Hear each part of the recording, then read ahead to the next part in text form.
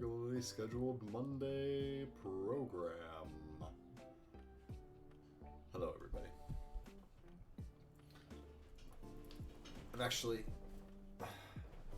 got Igor with me right now. He's on the windowsill. Over here, I'm in the hot seat. He'll make his appearance soon enough, but we'll start with him off camera for the time being.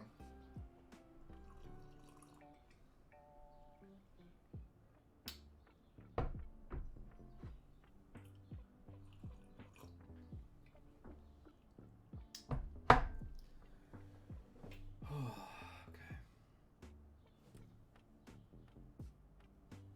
Good morning. What's up? What's up?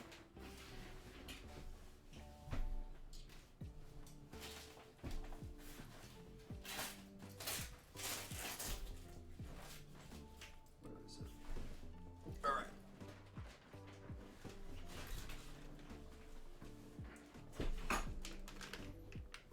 There she is. I hold this like it's some magical, precious thing.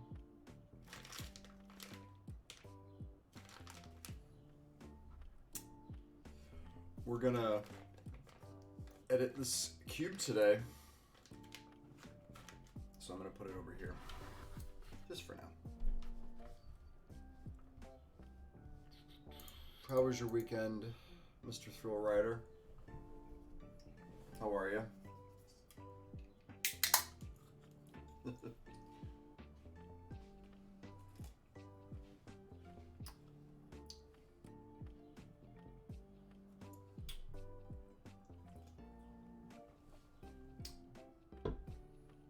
Today's going to be a good show.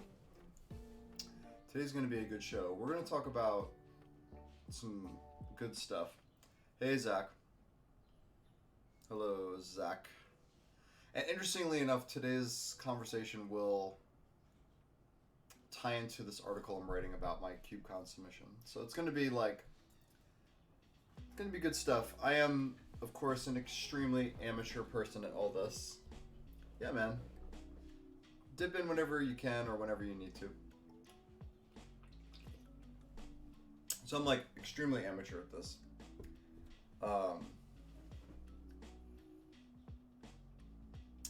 Well, I'll talk a little about how we drafted it and why first, and then I'll kind of explore some ideas for modifications in the future.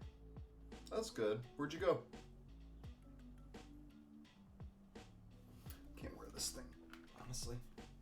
I like listening to the music while I talk to y'all, but I get sweaty with this thing on.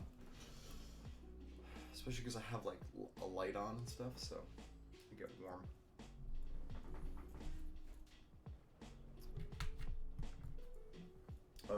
Anyway. Yeah, I'm learning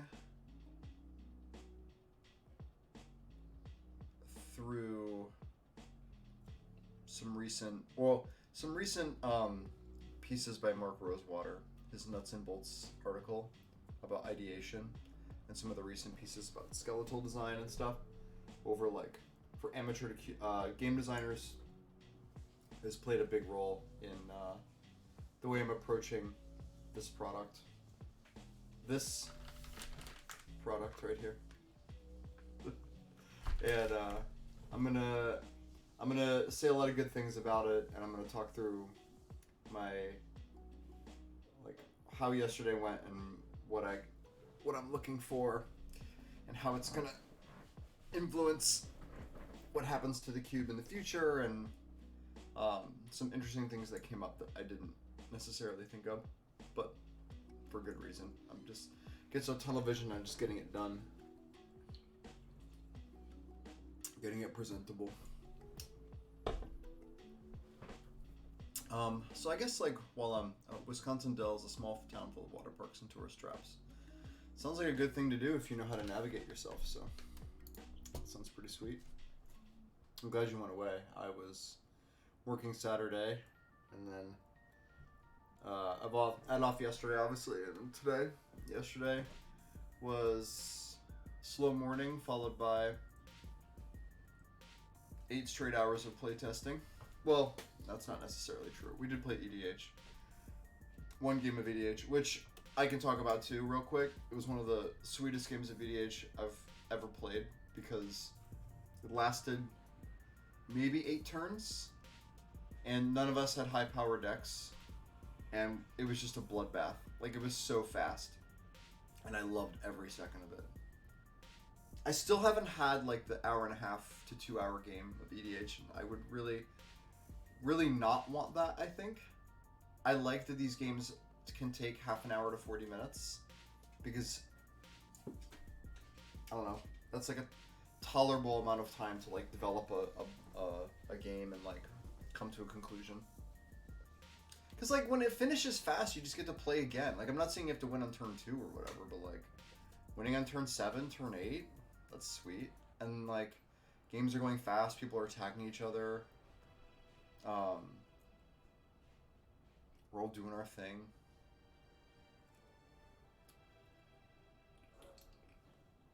I like that.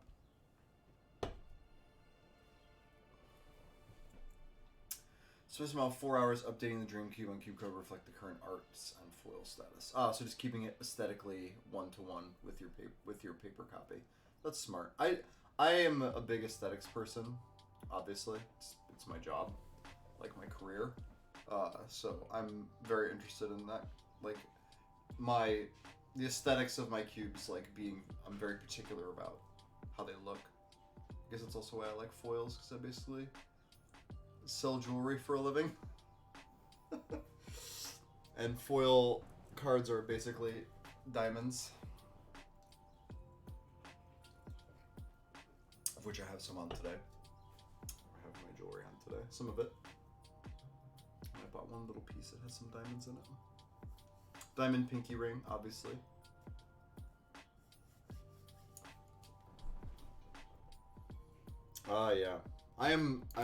Yeah, that's a lot of work to do.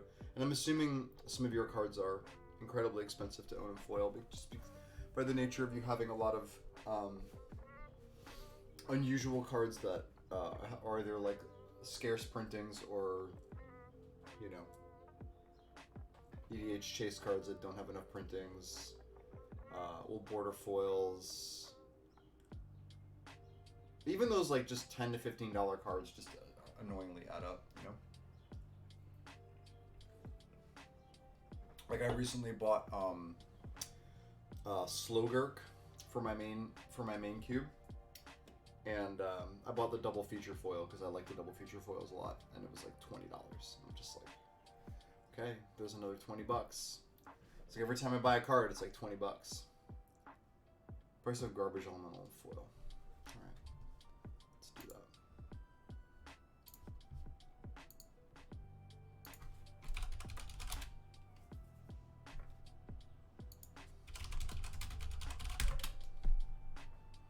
Okay, which one? The one that's expensive, I'm assuming, right? Oh my god.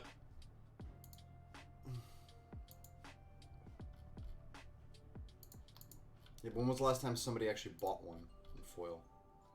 12/7/21. They paid $160. Okay. So $160 is kind of the market price.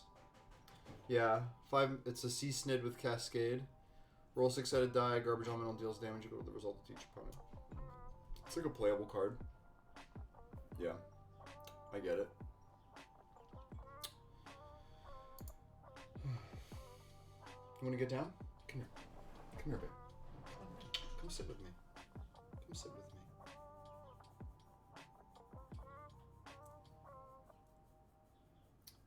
Good. 75 is reasonable considering it's a 150 now. And even if they reprint this, it's not going to drive the price down to the original, you know? It's kind of how these things work now. People like first printings or original printings a lot. Case in point, the reprinting of the playtest cards. There he is. Hey, baby. He's been really attached to me the last week.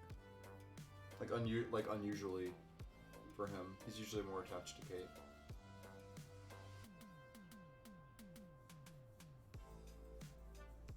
Um. Okay, so I'm gonna kick this conversation off. I want to just wait for a couple people to kind of trickle in. Yeah, we got some people. Hey, Ferrando. I know you're lurking in there. So a big inspiration for me was this, hold on. Lose water. This article and the corresponding podcast on initial ideation. I'm not gonna like read through all of this. I should post this though if anybody wants to read this. I found this incredibly informative for a very casual, a person that approaches this whole process like as a very casual and amateur person. It's just about ideation, which if you listen to the Drive to Work podcast, he like vocalizes a lot of the stuff too.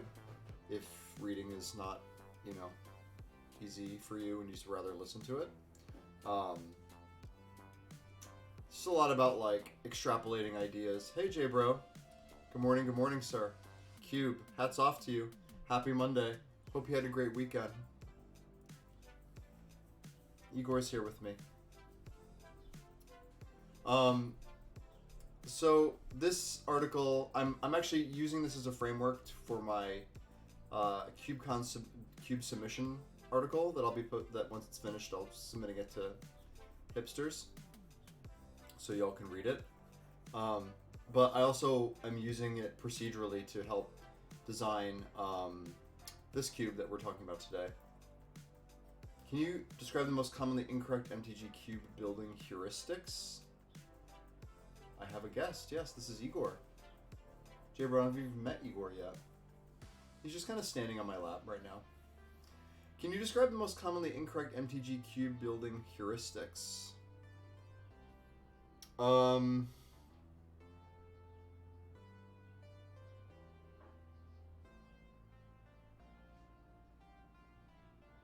don't know.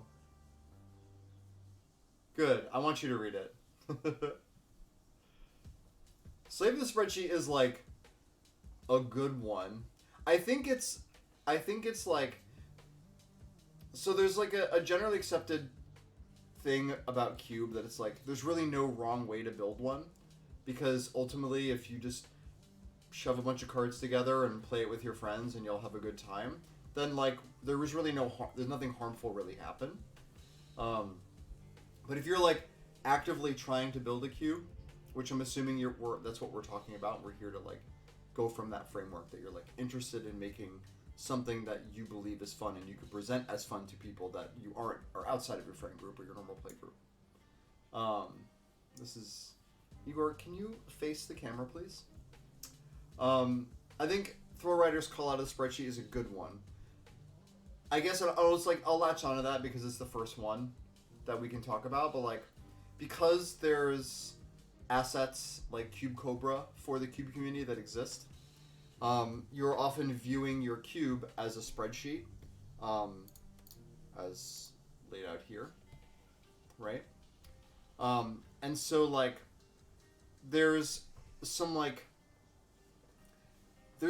accepted, there you are, baby. Say hi to everybody. There's some accepted terms that or restrictions that people go by of like all the colors have to have the same amount of cards. They have to have there's a cap on how many gold cards you can have. And while those things are like not untrue, like in the objective sense, like it does nothing harmful to do this, like sticking to those restrictions as if they're like a given circumstance of cube design is pretty, it can be like harmful to you long term if you're trying to like be flexible about how you're fleshing out archetypes. Hey Ferrando.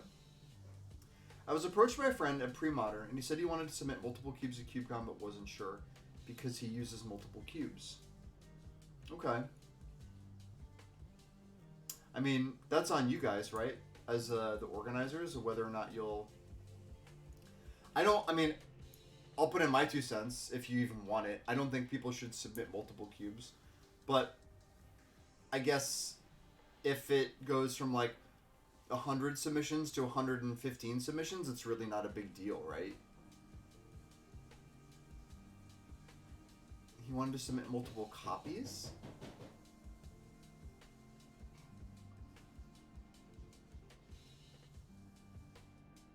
It's okay, J-Bro. You're a busy man. Don't worry about that. So you mean like multiple copies of cards in their cube? I'm assuming, is that what you mean? Oh, well, I have doubles in my cube too. I break Singleton like very aggressively in the cube that I submitted. And you know, I will go into a little bit of why in the article, but like, okay, so if you want me to talk, so if you're insinuating that like about like to talk about the Singleton concept of cube, so I was like researching this a lot, and I actually recorded a podcast with a couple friends about breaking Singleton, and the podcast got lost. The file was damaged, the audio was bad, so we never released it. I've talked quite a bit about breaking Singleton, and my framework on the discussion has always been, since I believe that cube is not a Singleton format. Cube is just usually Singleton. That there is never a problem with breaking Singleton, because there is nothing that says you have to have anything that like Singleton is not. There's no like document that says that there's Singleton. There's no. What podcast? You didn't hear the podcast. I've tried starting podcasts multiple times, but like there's always I recorded a podcast and then the audio was bad. My friend then recorded a podcast months later with me. It was like 3 people. The audio was also bad. I would love to do a podcast, but I need to get this fucking audio thing right.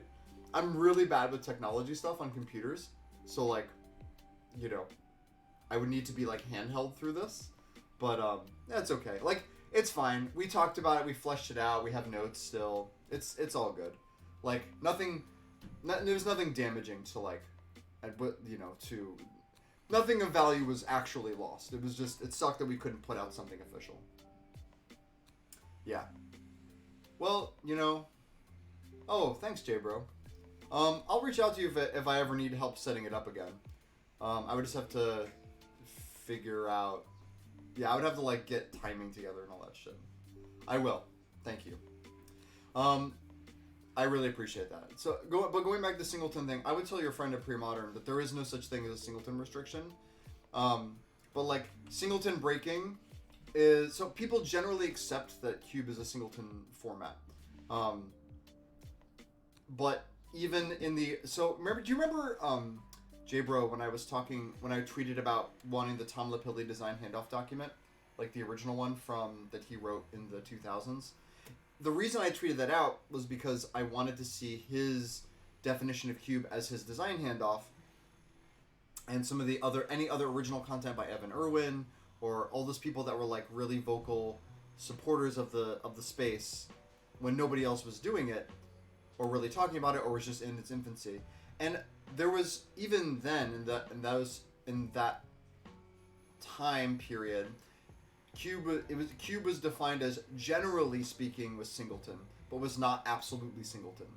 So at some point it became Singleton. I think Magic Online like defined a lot of what cube is by like because that's how most of the community can engage with cube, because it is accessible to many people. And Magic Online cubes majority of them have been Singleton in the past.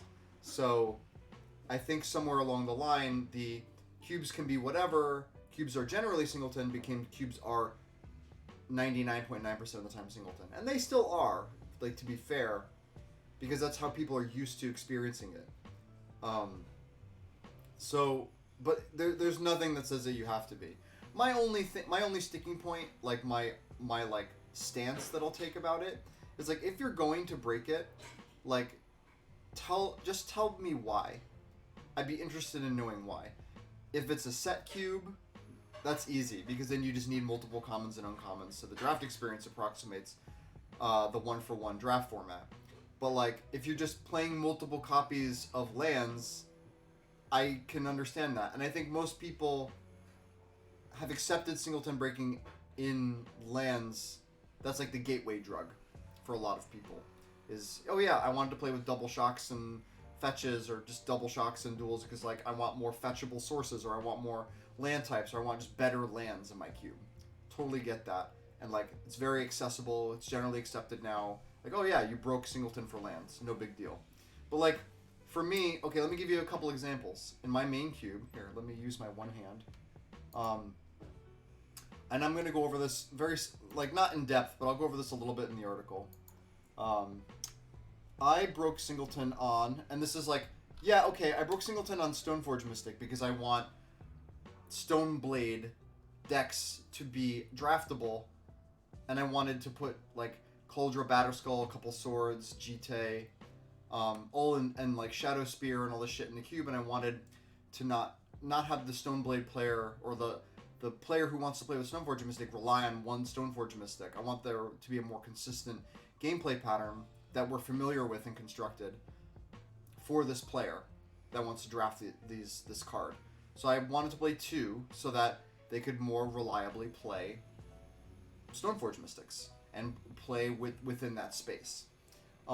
That's like just supporting an archetype, right? That's like just supporting a deck.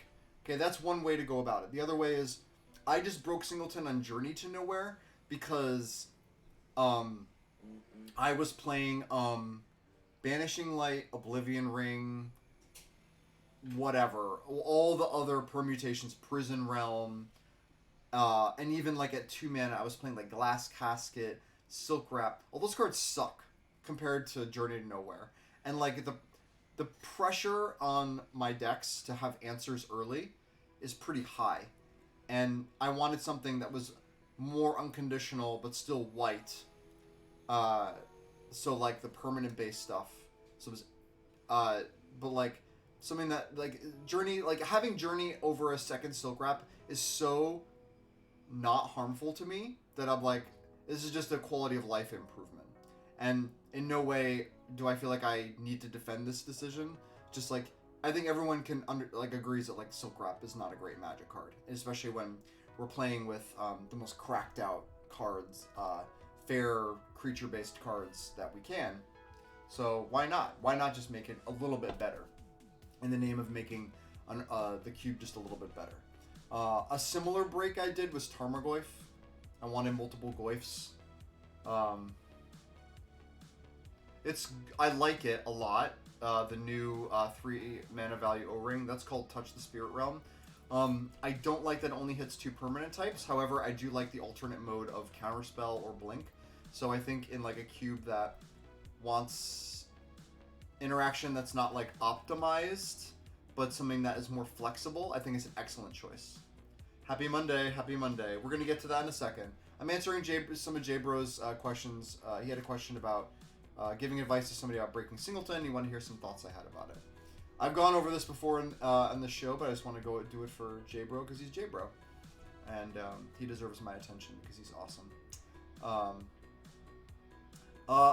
So largely I broke Singleton for archetype defining cards. So that people that wanted to play in a space that was powerful but needed a little bit of redundancy for archetype support, and because the archetype support, or the core of the archetype, is very unique. I wanted to break Singleton on those to give people more of a chance to draft around those cards. Urza Saga is one of them. I just feel like if you want to play with Urza Saga, I'm going to give you 2 Urza Sagas. I'm not going to give you Crop Rotation and Sylvan Scrying. I'm just going to give you 2, and I'm going to give you a few more. Allows me to play a few more targets in the cube. Another one I wanted to play multiple of was Collected Company. This is a card that definitely needs to be supported, and this cube definitely supports it because the majority of my creatures cost 4 or less mana. and you can play a creature-heavy deck in this cube that benefits from playing Collected Company. Now, I'm actually wondering, just a little side note, is this going to be good because I transitioned from like a landfall zoo stompy deck into a linear human tribal synergy deck as one of my aggressive decks. So I don't know if Collected Company is as necessary for that deck, but it might be. So we'll see. But for the human tribal deck, I decided to break Singleton on one card, and it was Champion of the Parish, because that is the card that you most want to open with. It's your best snowballing creature. It's your cheapest threat. And I also broke Singleton for Delver of Secrets.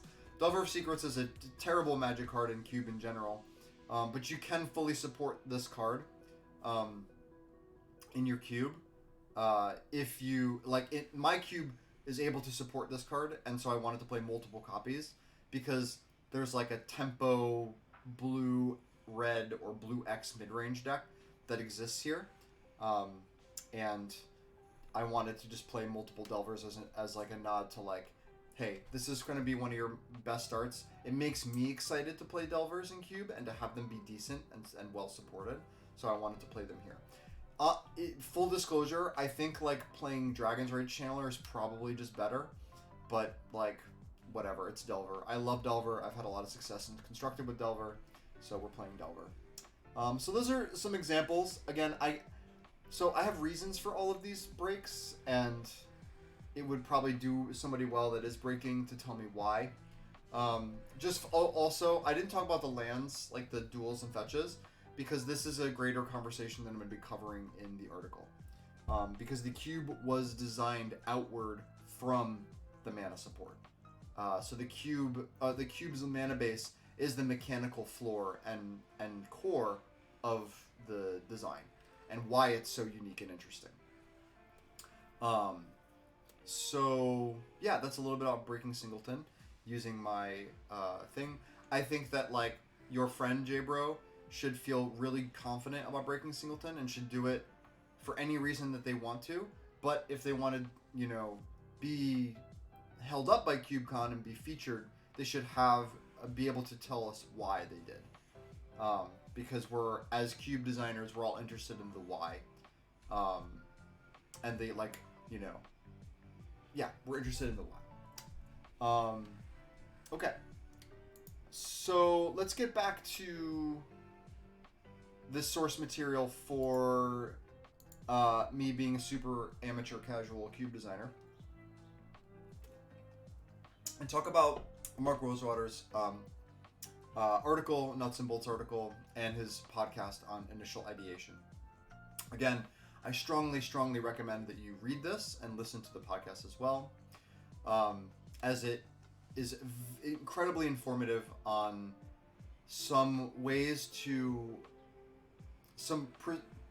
processes by which you can identify what makes the game fun and how to lean into it, what the loop is on iterating on an idea or tuning an idea, and how to think about your idea, because here he has some great quotes, and I think I bring them up in the article too.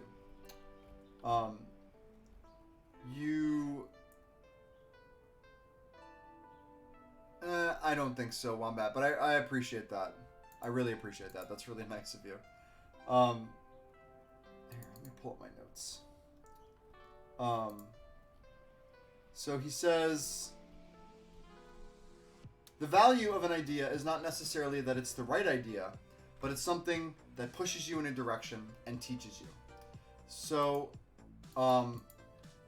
in other words, the value of the idea has an idea for a cube or a game in general, I guess, has value in that the idea itself is not infallible or even correct. You don't think about it that way. That's like an incorrect framework, or that'll lead you down a path that is either too restrictive or maybe even the wrong path.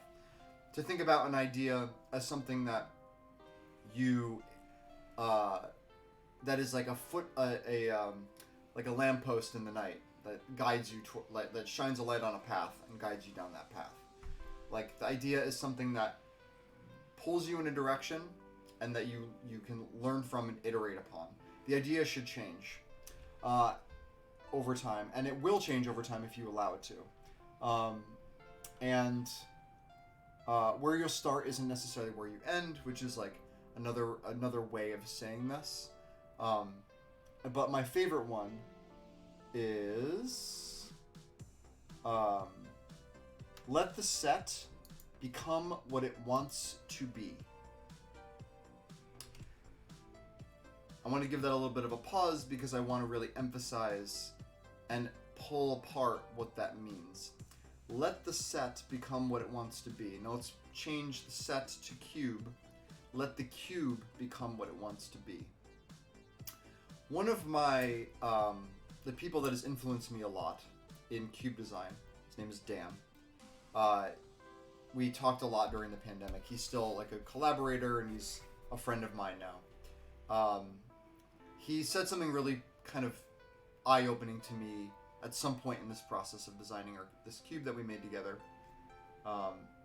And said that cube designers are generally more interested in what they want their cube to be, and not, as opposed to listening to what the decks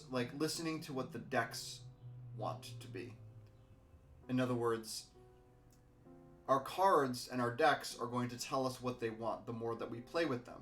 And it is our duty, if we want to like tune into and make better and make more fun and more exciting the things in our cube, we should listen to what the decks want and honor that and not do what we want to do. Because once we create this architecture, this like foundation, the things that come out of it are going to be cards, decks, whatever it is that we want to support, right? And those things are going to tell us what they want when we play with them. Those things are going to tell us what they need to be successful, what they need to be fun, what they need to be exciting and engaging and all that shit.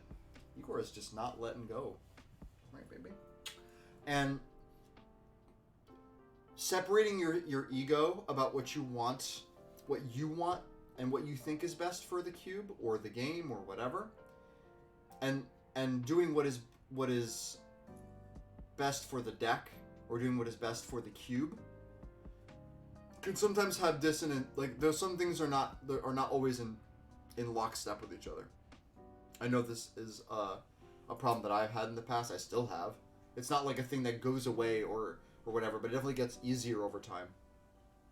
So let the cube become what it wants to be, because your cube wants to be something.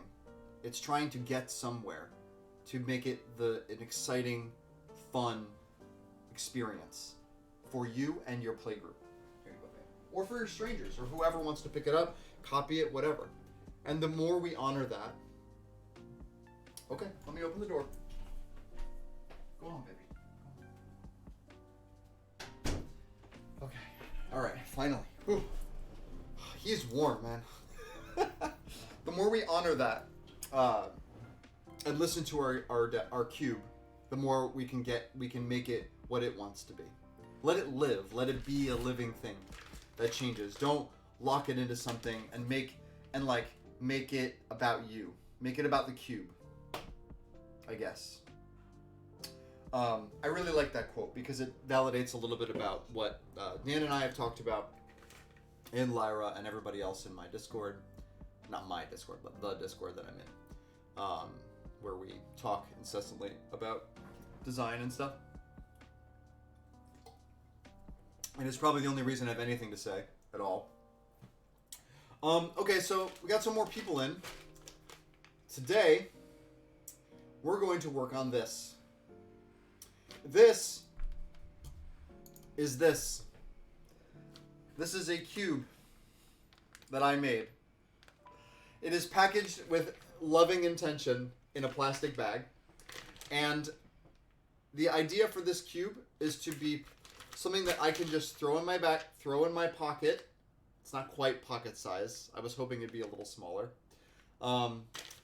And has no sleeves and no extraneous game pieces. And by that I mean I restricted myself to not using dice, counters, or tokens for any of the cards because I wanted to keep it as portable and simplistic as possible. Oh, good Ferrando. If you post that, I can pull it up. And yesterday, Ferrando, who is in the chat, Ferran Dynamo, is one of the people that helped me playtest the cube yesterday. Sat with me for 7 or 8 hours and did a couple of playtest drafts. We're going to look at this in a second. And we did a playtest, which means I was looking for feedback on what was exciting, what was fun, what was working, what was going on, like what had I made, and what were the things that were most interesting to us, and the things that got us the most excited about the space. And the reason why it's important to like define that is because the things that we get excited about doing when drafting and playing with the cards are the things that I'm going to want to lean into more as I continue to develop this idea. Hello, Crackshot. And yeah, I'm gonna Breno, I'm gonna get to this as I talk about as I get through all of this. So we played. We took a break. We played some EDH. We played some more. And I trust Ferrando and Anthony Conta, who is my other friend, to give good feedback because they both have experience with game design, and I don't, except for Cube, obviously, and even then as an amateur. So I knew I was going to be able to get some juicy feedback, and I got it. And let me pull up. Did I save that? I better have saved that piece of paper that I wrote everything down on. I think I did. I think I tucked it into. I think I actually tucked it into my bag. Yeah. Okay, I wrote some notes down. It's very important to have a piece of paper, or I guess my notes on my phone. But I was keeping life totals on this, and then I wrote some stuff down. Okay. So let's pull up the list. I already deleted some cards, so we'll go over that. If you want to see the cube list yourself, you can click exclamation. You can type in !cube. The link is there. I just posted it in the chat.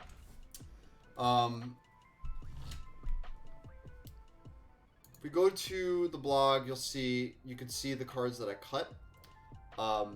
So I guess, how do I frame this conversation over this playtest here? I was looking for, like I said, I was looking for what was fun and what was exciting, and then obviously what sucked or what was unfun, and we found that.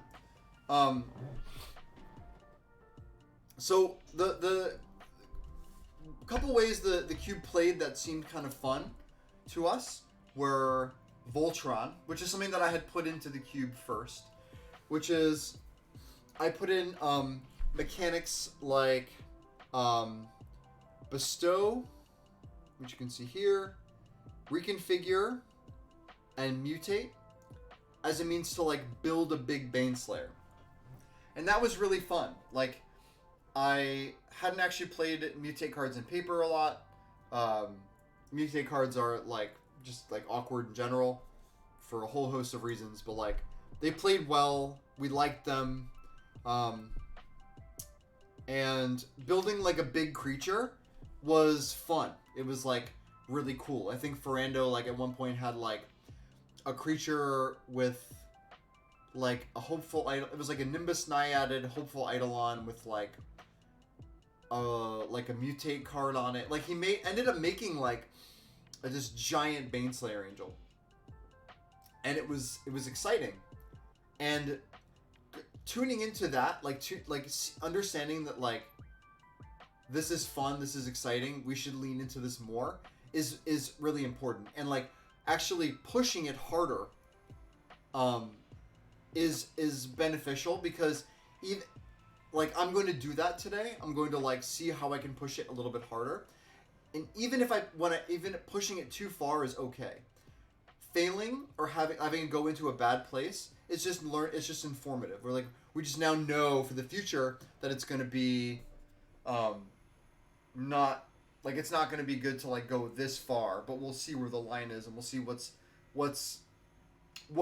in the space is interesting, and how we can keep it how that piece is cohesive without be crossing over that line into like the unfun territory. I'm drinking this matcha drink, by the way, because caffeine. So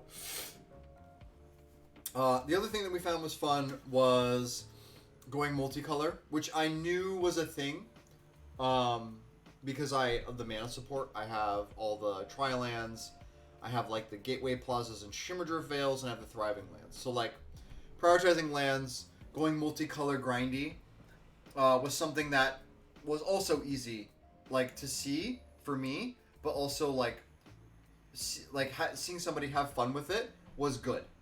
That and that I was able to support it and help somebody get to that stage was good. I think I can lean further into that if I want to, and I think I probably should.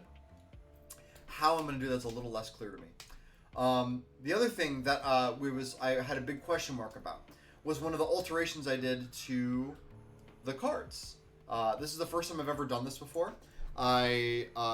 So I played with a lot of learn lesson cards. I'm from Strixhaven. If anybody remembers, there was the learn mechanic and the lessons, and the learns can fetch the lessons, or the learns trigger and you get to discard and draw a card. So I decided, in lieu of having like traditional card advantage like divinations that were just generic card draw, I wanted to see what would happen if I made a bunch of cards have learn and lesson on them, in addition to having learn and lesson cards from Strixhaven, because there's just not enough. So I tacked on, and I'll show you how I did this. It's very, very sophisticated. Here, so where are we?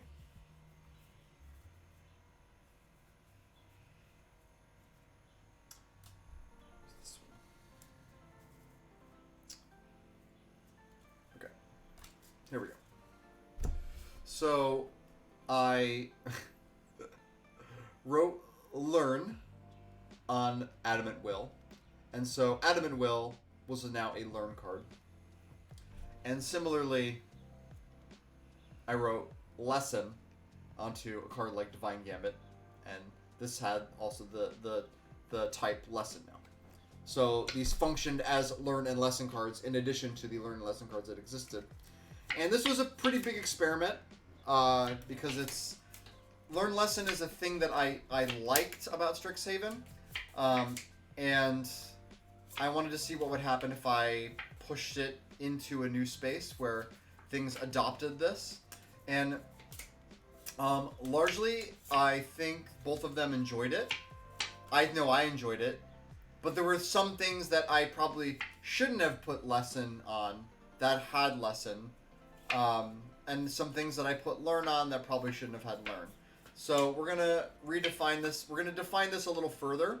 And one of the things that you might have seen Ferrando do in the chat is say, hey, last night he made this great suggestion of making some of the lessons creatures. And one of the reasons I like this so much is because in Strixhaven, there was a cycle of summonings that were lessons that you could draw and cast as creatures that were also spells, because this fed into the whole architecture of the set being around Magecraft. And,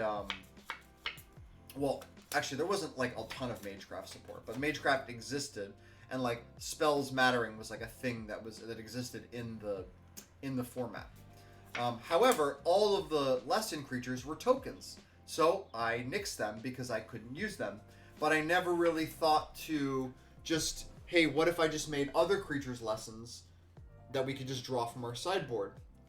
And so I really liked Ferendo's suggestion, and we're going to explore that today. And Ferendo, we also discussed what would constitute a lesson creature.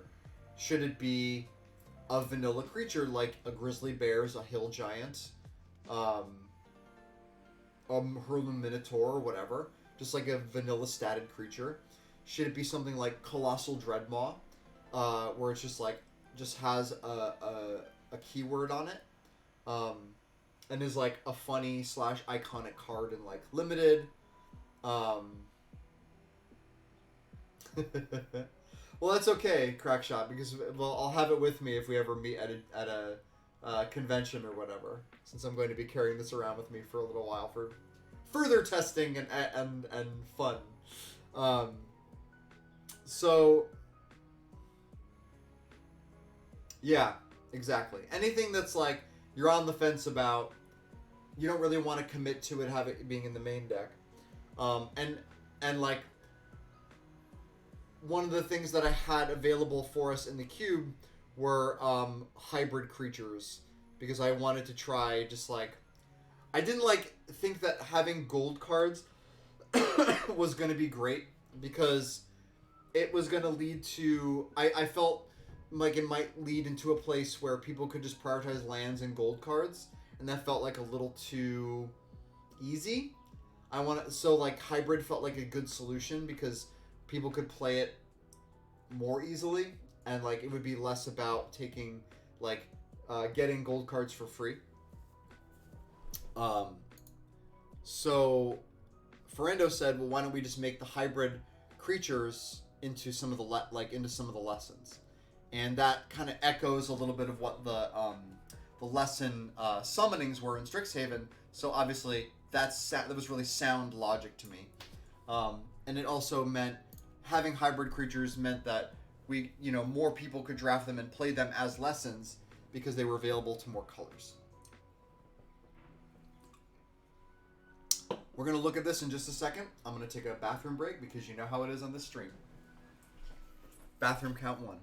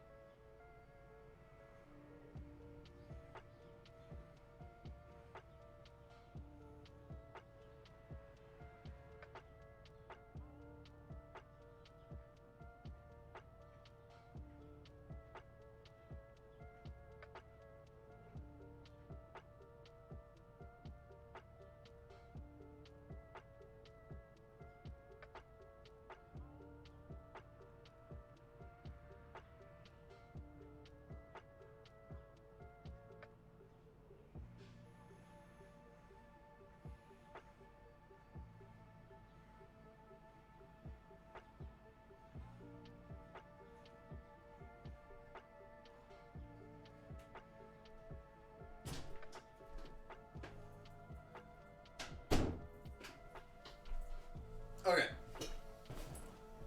Thank you for waiting. Take a little sip of water.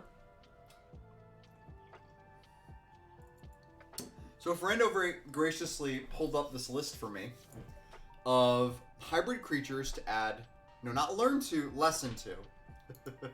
So I'm laughing because one of the things that happened last night is, because learn and lesson both start with L, and I both wrote them on the cards in the same black Sharpie. Kanta and Ferendo confused learn and lesson during the draft, and like there was kind of a train wreck with like the learn lesson package for each of them, because they didn't realize they didn't realize what cards were learn and lesson at a glance. So I'm going to work on that as I edit the cube. I have a couple ideas as to how I'm going to solve that, like visually on the card, which I'll talk about at some other point. But let's take a moment and let's look at Matt's list here of cards that he feels would be good, would be potential includes for the space of lesson creatures. Boros Recruit, 1/1 first strike. Okay. Sacrifice to destroy an enchantment. That's interesting. That definitely qualifies as a card I would want to tutor, but not a card I would want to like start in my main deck. Stream Hopper, interesting. So it's like Goblin Balloon Brigade. Lurking Informant. Yeah, that's not the kind of card I want to put in the cube, but it is an interesting include. Maybe I'm just triggered from like original Ravnica too much. It is kind of a shit creature though, overall. It's just a 2-mana 1/2. Centaur Safeguard. It could be too good. Yeah. It kind of like operates in the same space as like Siphon Life, you know, and Una's Grace. I like exploring the space. Brings up interesting ideas about how far it can go. Cube designed around Jumpstart-esque lesson packages could be neat. Yeah, I'd play Informant main deck. I agree, I would. And maybe that makes it not qualify, you know? But yeah, Wombat, like, so one of the messages I'm going to have today, overarching messages, is like, find what's fun. Take the idea, find what's fun and interesting about it, and push it. And see what happens when you push it. Playtest it and get the feedback, and we'll go back and do it again. And we'll go back and redo all, and go through the loop of this.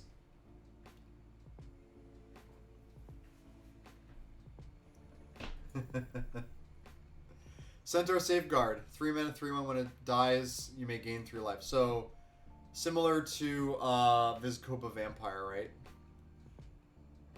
I mean, I really like this card. Just generally speaking, I think a 3-mana 3/1 that dies and gains 3 life is like right in the sweet spot of like what a creature that like it's like Pitiless Gorgon occupies the same space. Okay, I like Death Cult Rogue a lot too. I like having an unblockable creature. I don't think that that's like, this is definitely like a card that you would main deck, but it might also not be. Like you can't mutate onto it, so it's not like you would want to play it in a. Yeah, there's a lot of 3-mana 2/2 unblockable creatures. Yes. That's not, might just not be an auto include. So this is something I would definitely test. Pitiless Gorgon is already in the cube, and we've already talked about it becoming a lesson, and I think that's a great idea. Rumble Slinger. People would actually play this card. This card's actually pretty good in this cube. Yeah, there's a Noggle. There's a blue-red Noggle. I forgot what it does, though. There's a couple of them. There's like 4. Vassal Soul. People would main deck this card, but having lesson on it would be interesting. Would it be interesting? It's just a Windrake. But I said I wanted Windrake as like a target maybe. Like I was thinking like what like generic limited creatures would I want as like lessons? And it was like Grizzly Bears, Hill Giant, Windrake, and Colossal Dreadmaw.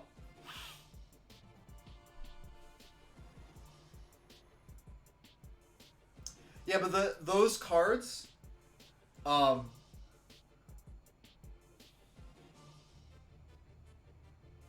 question is setting a morph the best thing to do with 3 or something else better? I think maybe that's a tension point in the cube, right? Like, are you a morph? Like, are you the? It could be like, do you play a morph or do you play something else, and develop that way? Could be an inflection point for the cube. You know, it's an interesting thing to think about here. I think playing Morph on 3 is more exciting overall. Yeah, you always want to have a Morph. I think like playing into the Morph thing is actually just going to be like just better gameplay most of the time.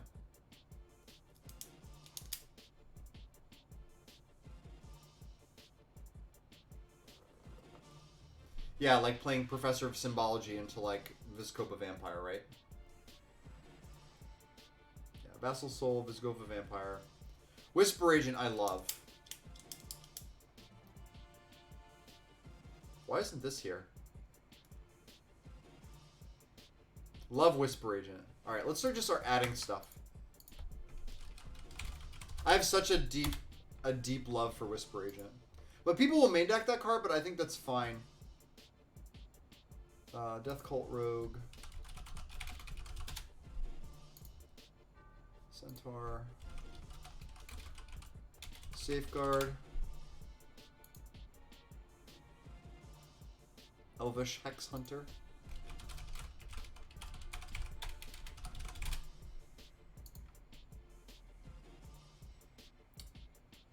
Petra Hydrox. 4 mana 3/3. When it becomes a target of a spell or ability, return it to its owner's hand. I mean, that's okay. It's like fine. It's a little annoying. How can you turn this into an advantage, though? How can you make that interesting?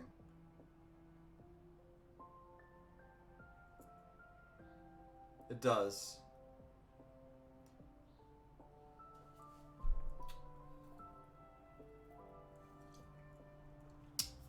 But it also, it's bad against tappers, and it's bad when you want to augment it in any way. Which this cube once kind of like leans into. Senate Griffin we already love. Soot Walkers. Yes, but the can't be blocked by white creatures kind of irks me. Golgari Longlegs that's good. I like Golgari Longlegs.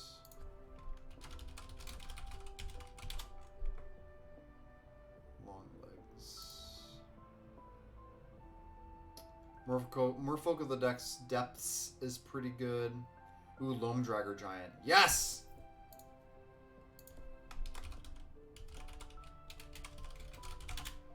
Loam Dragger Giant. Merfolk of the Depths.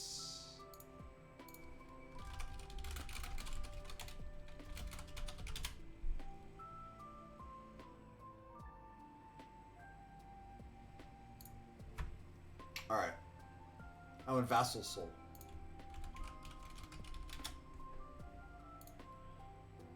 Let's look at some other ones too, shall we? I'm not crazy about these other ones.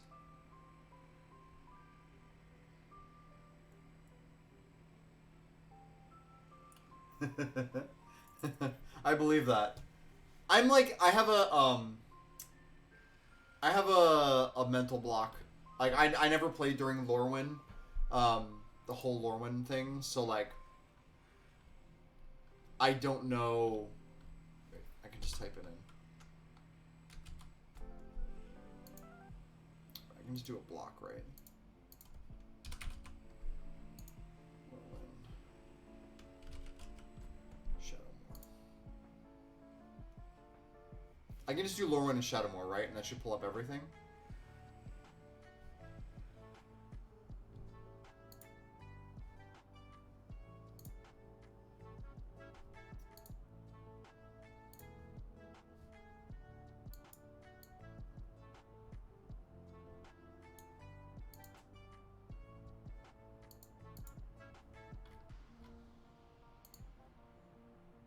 Oh, criteria hybrid? How do I do that?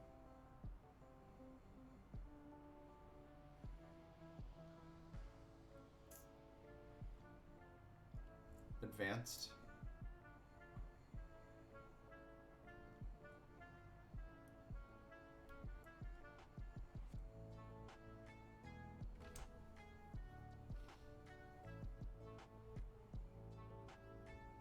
How do I just filter out hybrid stuff? criteria.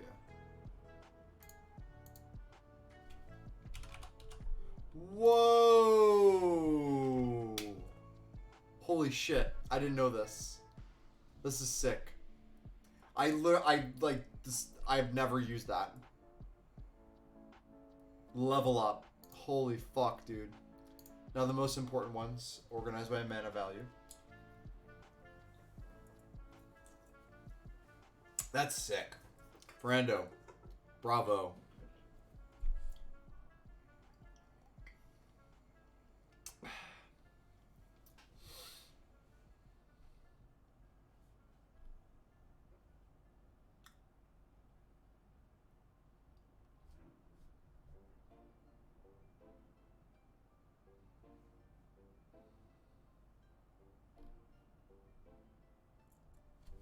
It's time to chill a little bit, so I'm going to put on the... It's time to look at cards, so we're going to put the headphones on. Nice.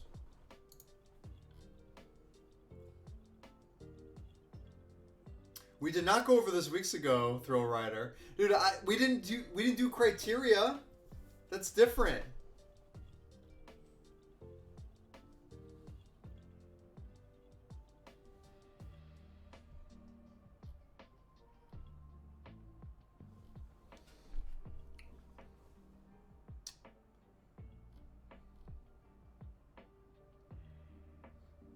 I forgot there's like a whole wither thing happening here.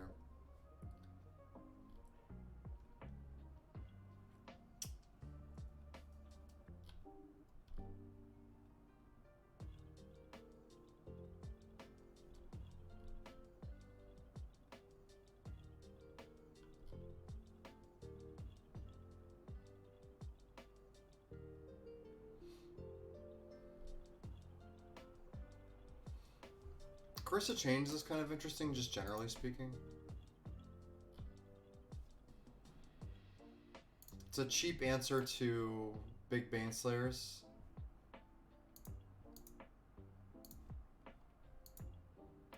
But it just taps it. There's maybe some depth there to be explored.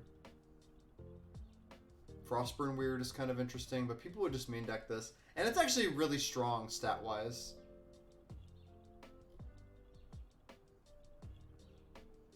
No. No.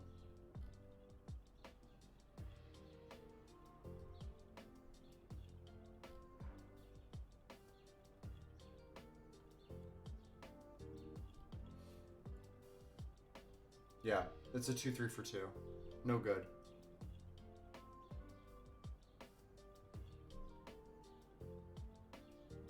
Nature's Chant could be like a lesson. I think there's actually a lesson that says destroy target artifact or enchantment.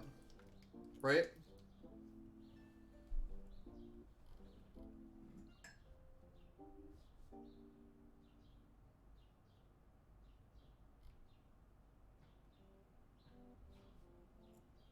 Yeah, it's like a 3-drop. It's a 3 green 3-drop.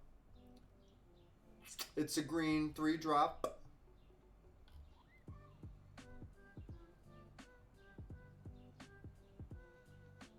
Yes.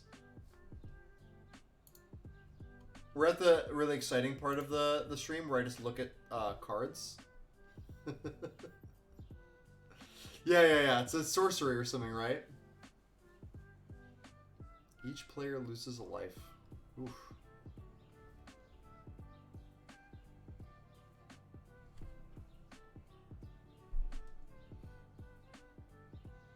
No pest.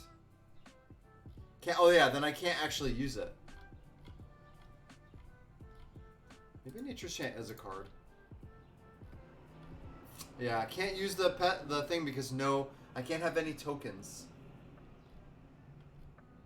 We're on a strict no token diet.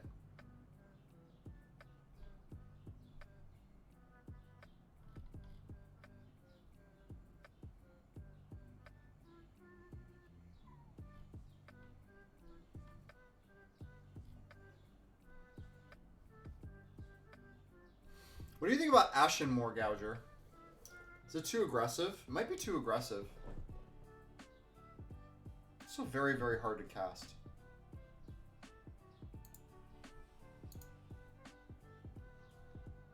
Yeah, you main deck it, right? Yeah. Stats are too good.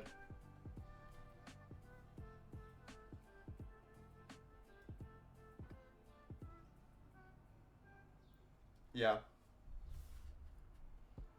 I'm not at that point where I'm just sharpening out random parts of a card. It's hard. It was hard enough to remember that cards had learned a lesson yesterday. Yeah, that's kind of what I was thinking was like, it can't block, so like, ass to mouth gouger. That's gross, dude.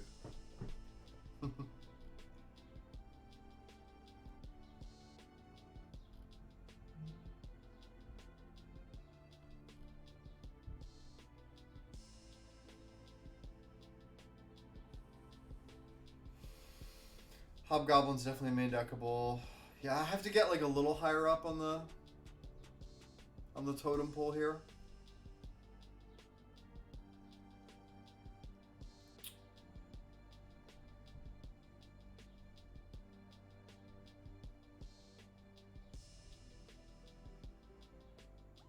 You mean the 3-mana 1/2?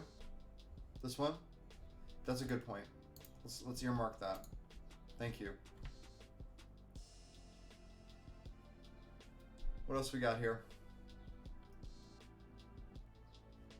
There's Noggle Bandit. That's my other unblockable creature. Maybe that's the unblockable creature and not Death Cult Rogue.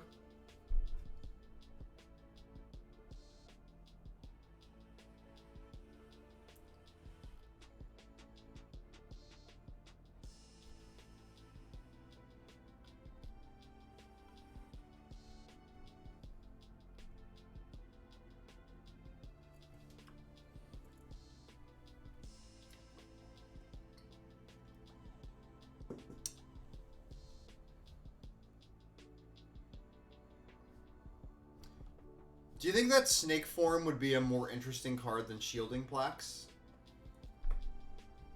I like Shielding Plaques a lot more as a protection card. There's not a lot of removal. And this interacts with, like, big Baneslayers.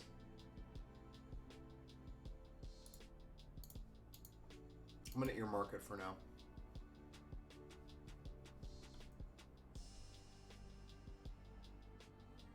I have Torpor Dust in there.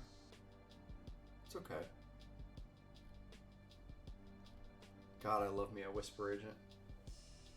Wistful Selkie is just really, really good in this cube. Yeah. It does fade the no bounce rule. It's like an expensive Pongify, but it draws a card. Right? Well, I have one bounce spell, and I could go to 0. But I felt like having 1 was okay. The you come to a river or whatever it's called from AFR. So for those of you who are listening into the conversation that I'm clearly having in chat with Matt, the no bounce rule I implemented because there's a lot of Voltroning that happens in the cube, and I don't want to just like have something that outright punishes it while having like a not 0% like amount of cards. There's like, I wanted to minimize the amount of like, didn't want to have a mana war. I just wanted to have something that could bounce something, but not have it be like a core part of like Blue's identity, because just having those like tempo plays would feel pretty bad against somebody that had Reconfigure or Mutate or Bestow. Yeah. So like, you know, okay, so like Neon Dynasty, right? There's only one bounce in the entire format, and it's the ninja. And it works to the format's advantage generally to not have a lot of bounce, and I like the way that the game's played out without it. And so so that was like one factor that influenced me, but also there was this like, the gameplay is exciting when we're Voltroning, so like let's lean into that space and not lean into it, and like not offer somebody a chance to like completely undo that at that in a very like, that's like very accessible. Like I want, like having 1 is okay. Having 1 strapped to a creature feels a little too bad. So maybe I just have one. And then that also has another mode of give a creature unblockable. So that's why I did that.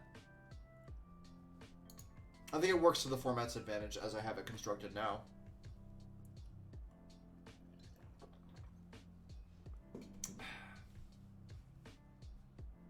Ooh, destroy a land and gain 2 life. Drain the well. Look at how swole this dude's belly is. That's funny.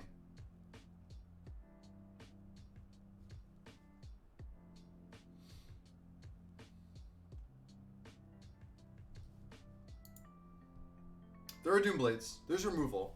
One of the things that Fernando and I talked about was that the removal is a little light in the cube. I don't know if it needs to get better. I think it needs to be more textured to fit with the thing, with like the cube.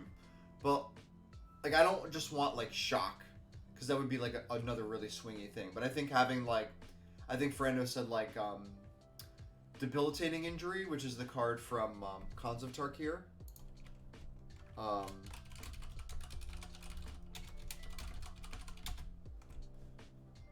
That's like something I could consider. So a card like Myra's Grasp, like a sorcery speed thing that could trade with a morph. Yeah, no, I'm not doing no stab wound. No stab wound nonsense, please.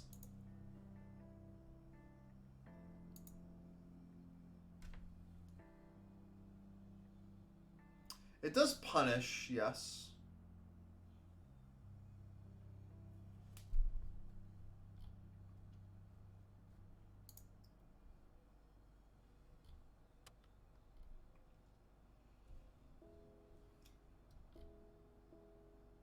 Oh yeah, and let me go over this real quick too.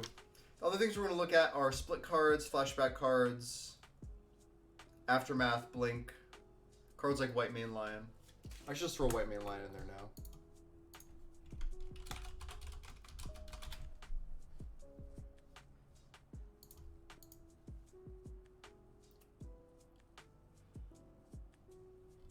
I love Lock Dragon so much.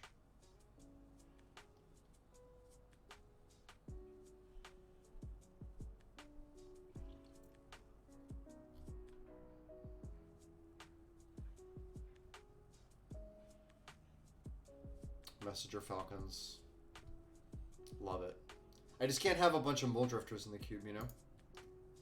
All these hill giants that are like can't be blocked by color, like creatures of a certain color. So it's such a bummer for me in this design space.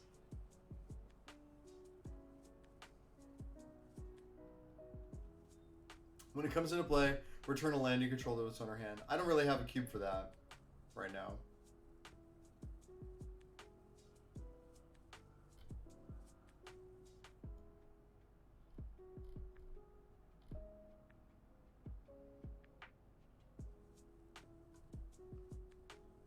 Hello, hello, how are you? Happy Monday. Another thing I was thinking about was like cards like River's Grasp, because I really like these cards like Cankerous Thirst, but I don't know why I didn't land on them. Maybe I felt like they were too powerful.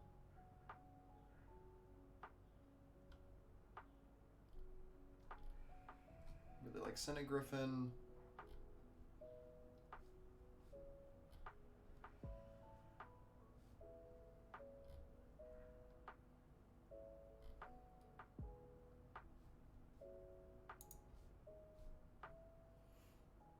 What are we cubing today? We are working on my my bar cube, which is now currently called, which you can see here. We had a big playtest session yesterday, and we're editing the cube today. So I spent the first hour yelling and screaming about barbecue. Yes, barbecue. We spent the first hour yelling and screaming about stuff, or I spent it yelling and screaming about stuff, and now we're looking at one of the factors that we had talked about yesterday, or that we had decided upon yesterday to look into.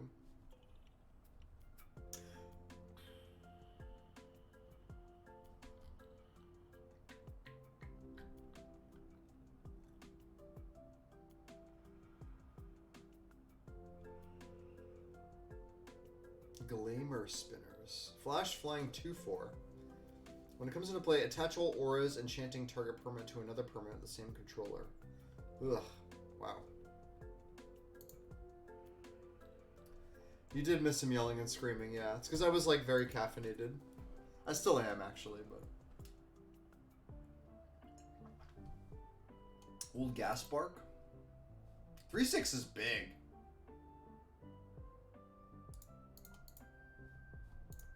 Is it too big? Probably.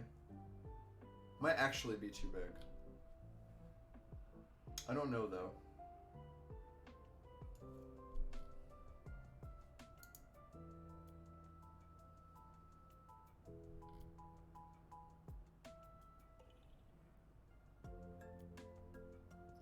There was definitely an issue with like the size of the creatures. Not an issue, but there was something.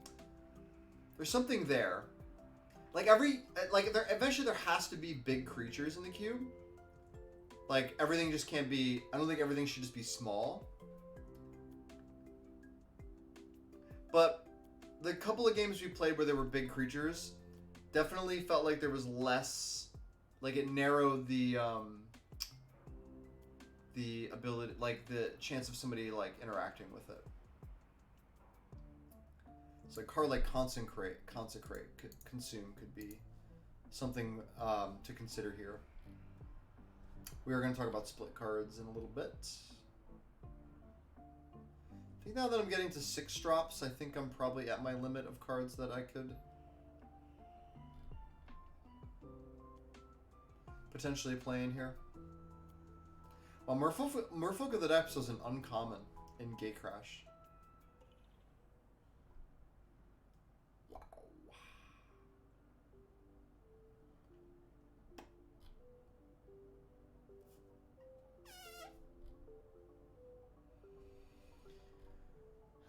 Persist would be cool, but c'est la vie.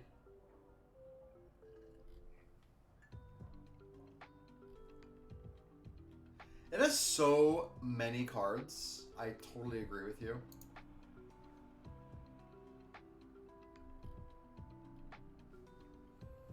Alright. Let's add some of these. Curse of Chains. Nature's Chant. Hobgoblin Dragoon. Which one is Noggle Bandit again? Yeah, Noggle Bandit. We're gonna X out Deathcall Rogue. Snake Form. Well, Gaspark I don't like as much. Maybe I do. Let's just put it in there. We can always cut it later.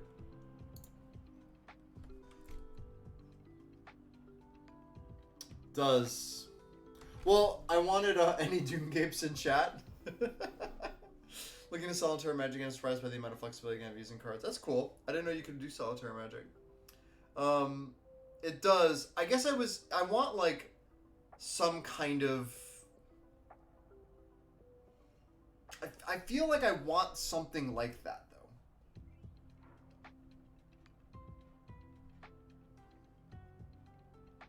And maybe it's fine just to have like Expel. Because that just exiles an enchanted creature, or a tapped creature.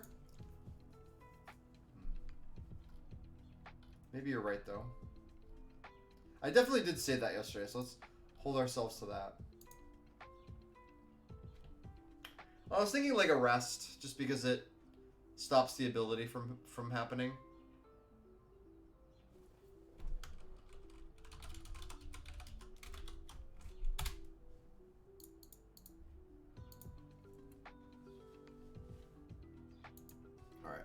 Let's move everything around. Yeah, multicolor.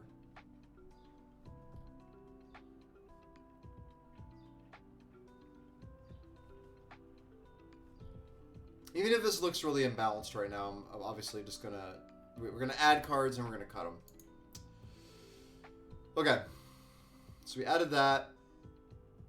Now let's look at...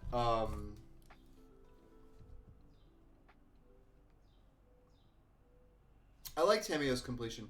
We have Capture Sphere already.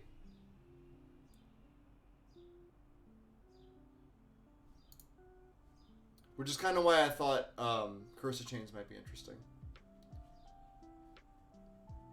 Well, it's not an arrest, because it still allows it to attack and block. It just doesn't untap.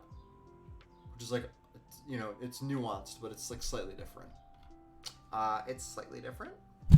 Bind the monster, that's good, but it's also 1 mana. Water Knot is good, yes, yes. I like Water Knots. More Water Knot, less claustrophobia. Right? Or not claustrophobia. With the 1 mana stuff. It needs to be a little more expensive. So it allows us to like build a board out a little bit more.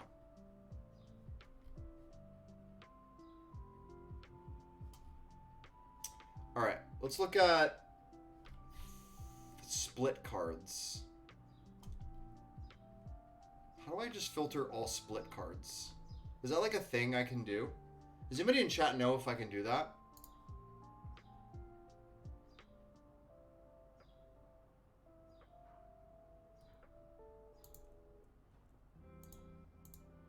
Ooh, that's nice.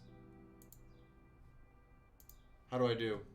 How do I do? Criteria? Split?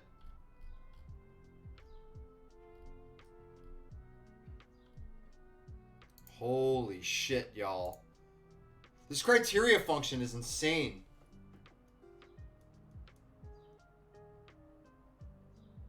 Alright. Wow.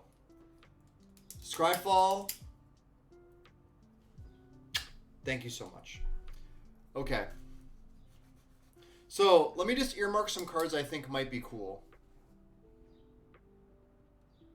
Appeal to Authority.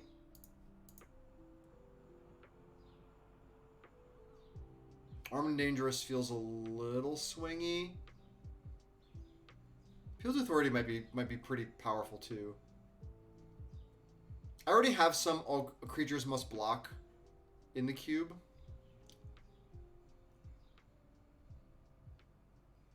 Yeah, that's a little slow. Assault and Battery. I want to keep Assault out of the cube, so maybe not that one. No.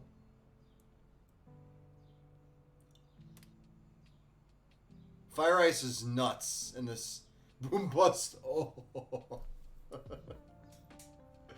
Yeah, what a fun card. Oh, thank you all, New Daisy, for the follow. Really appreciate that. I hope you're enjoying the stream.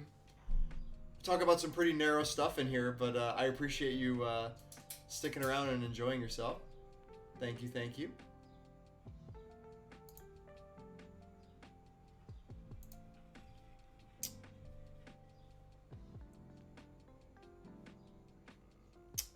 Boom Bust. Bound and Determined. No.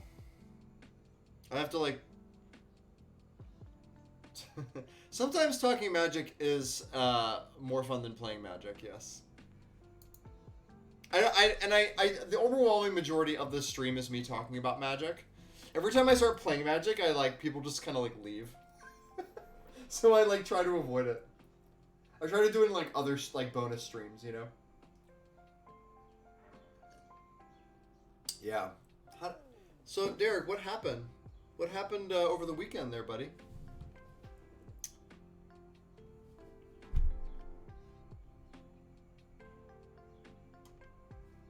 These cards are like wildly complicated. Like way too much. No. No. Consign to Oblivion is pretty good. That's a bounce spell though, so that would have to... Probably not gonna make it. Dead and Gone, no. Depose to Play would be really sweet, but I can't make tokens. Destined. It's indestructible, and then all creatures able to block that creature do so.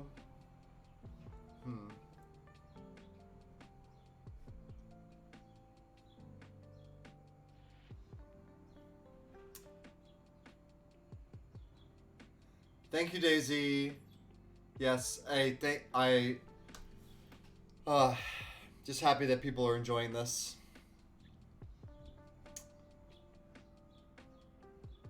Yeah, I agree. A lot of the card choices I've made are to break through board stalls, so that leans into that space a little bit.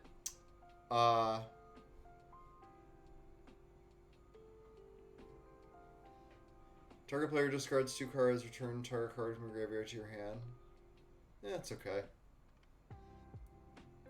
On the end of turn, creatures you control gain trample, and whenever this creature deals combat damage to a player, draw a card. Until end of turn, creatures you control gain menace. Whenever this creature deals combat damage to a player, discards card. Card's good. It might be just too good, too efficient for this. No. Far and away is interesting. Friend, I mentioned Turn and Burn last night. You think Down and Dirty is good?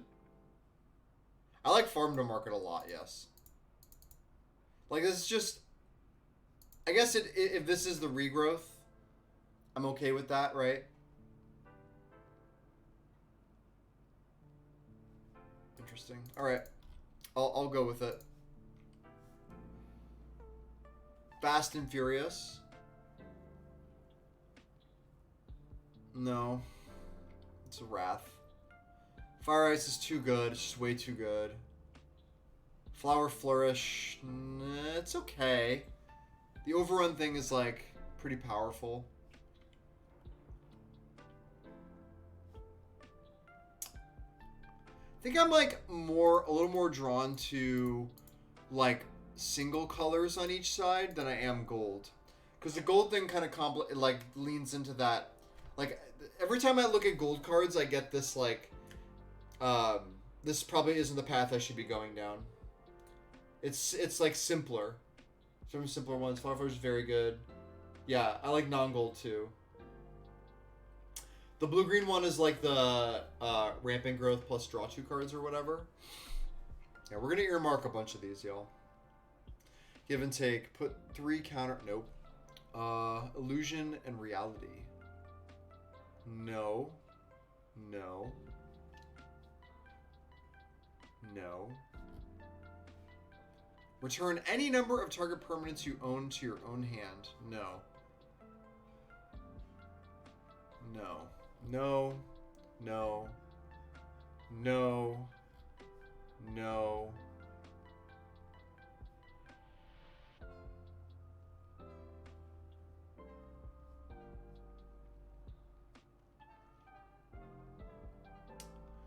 Target creature gains +X/+0, where X is its power, for 3 mana. Target creature gains double strike until end of turn. For 6 mana, you can, like, double cleave, kind of, or like whatever that card is called.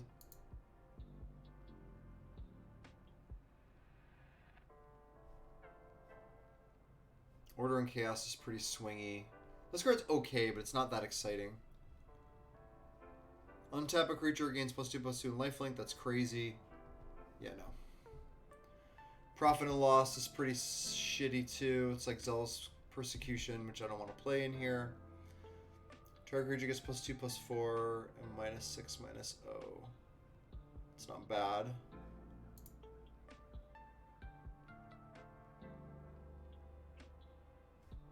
It's not bad. It's not great, but it's not bad. Reason. Oh, here, this is it. Reason to Believe. Scry 3. Look at the top card of your library. You may put it onto the battlefield if it's a creature card, if you don't put it in your hand. I don't know. I don't think that's really worth a card.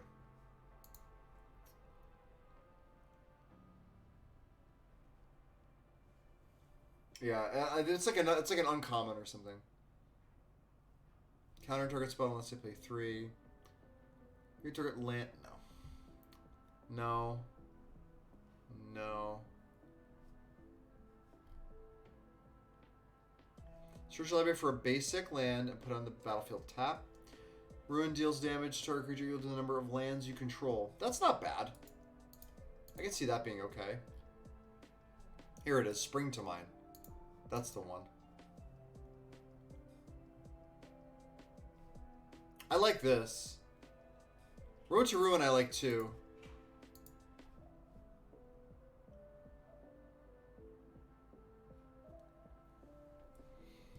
No. No. Deal damage to number target creatures lands it? No. No. Maybe I need to stay away from all the gold ones. Except for who, what, when, where, why. Road to Ruin is cool. Struggle to survive. Yeah. I don't know, I just don't think, like, the Aftermath card is, like, fine. Like, don't you think, like, Road to Ruin is cool, is, like, better? I don't know. They're pretty similar cards. Except one ramps instead of, like, shuffling graveyards in.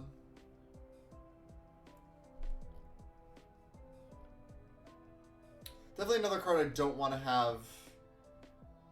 Oh, then you exile this, actually. Never mind. Never mind. Dealer's choice. That's my choice, yes. Alright. We're just going to add all these. Go to authority. Consign I'm actually going to cut because of the bounce thing. Yeah, survive makes the game loop, so I'm not too crazy about that. I don't want these games to go on forever, you know?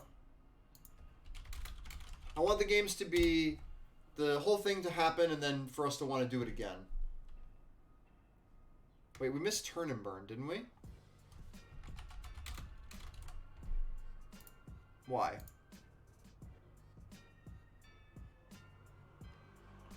Yeah, I like Turn and Burn. I don't know how I missed that.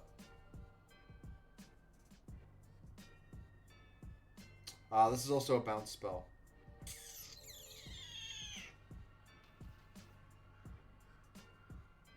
Maybe this is better than the one I have currently.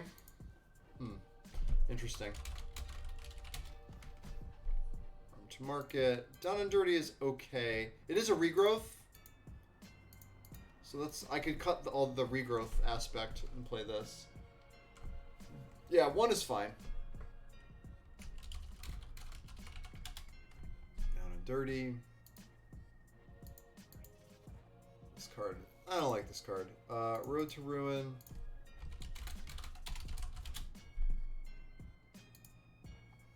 And Spring to Mind. I'm just going to add those.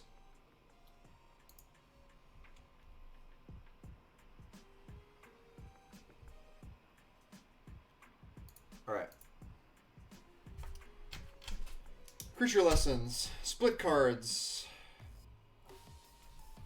Which is also Aftermath, right? White main line, we added flashback cards. I can just type in flashback into the text. Sort by mana value.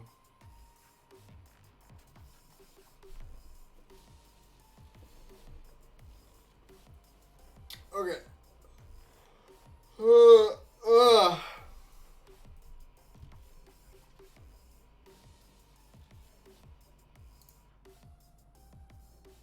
How many liquids left? I do. Target creature gains Death Touch and must be blocked this turn if able. It's kind of a gold card, though.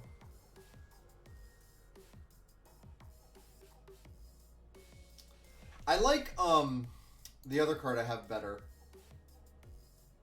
Irresistible Prey. I like that it cantrips.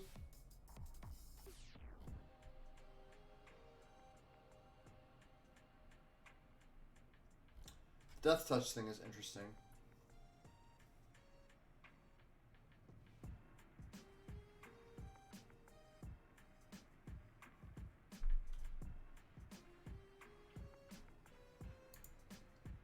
No. No.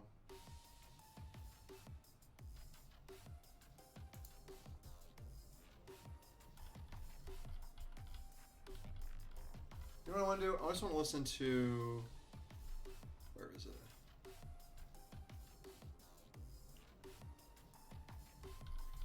It was like a whole mix that they did with I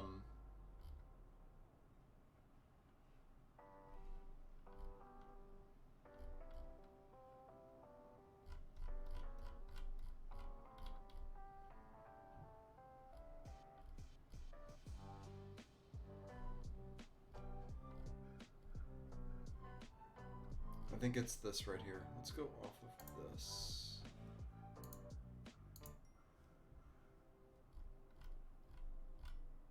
Hopefully this will just chill me the fuck out. Alright. Reckless Charge. It's a pretty positive tempo.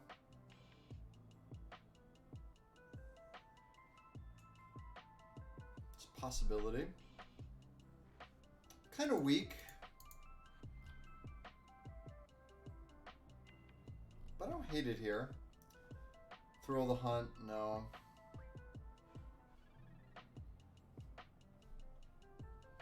I really love Abandon the Post.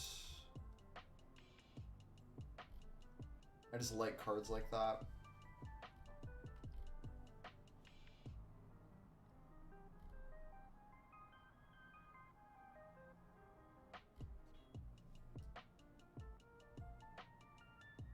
Mass Diminish? God. It's awful. Momentary Blink. I want to use play a Blink card. Yeah, you never play with it, but you die to it all the time. Yeah. I'm going to play a Momentary Blink, but it's not going to be that because it's kind of 2 colors.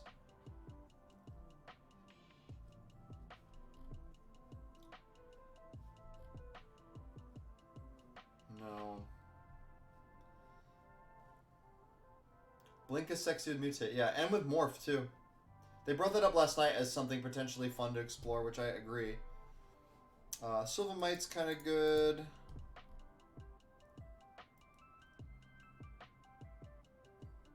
Frando, if you're still there, what were your thoughts on, like, 1 mana... Like, is 1 mana protection too efficient?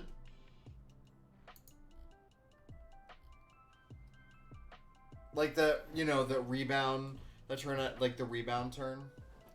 That was, like, a crazy turn, by the way. Yeah, it's pretty cheap. It's, like, the second cheapest.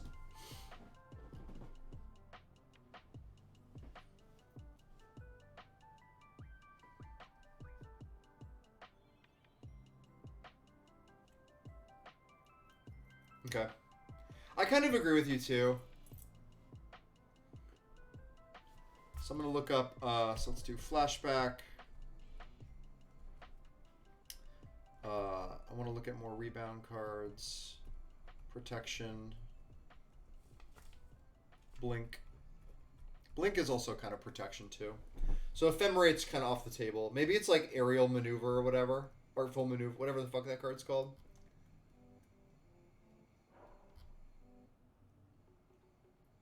Last night, Kanto goes... Should we play Strangling Soot? And I was like, bro, no. You kidding me? Revelation? It's pretty good, actually, yeah. Especially if we're playing flashback cards and aftermath cards. I like that. I like that. Path to the Festival feels like such a card that that Kanta would love. I think it's too good. I think it's just like good in like an unnecessary way.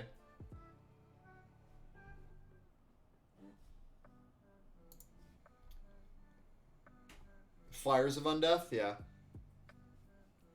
Well, both of them are just like kill a morph and then kill another morph. Hold on, Kate's texting me. I think she probably is sending me a photo of Igor. Yeah, he's sleeping in my bed right now. He's sleeping on my side of the bed. Oh, baby.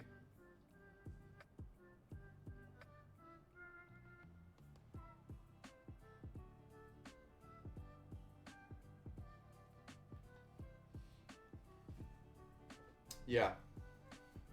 I just want to be careful how much hard removal is actually in here, you know?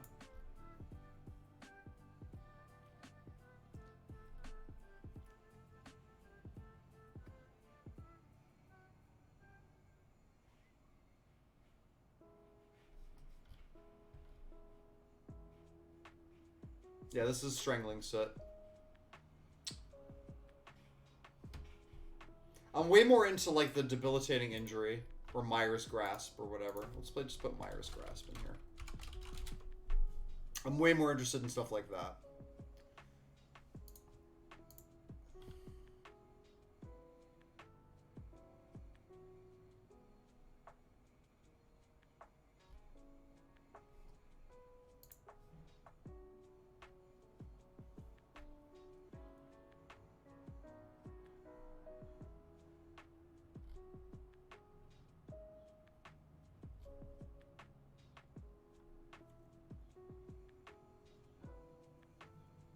Yeah. Sub is more necessary there.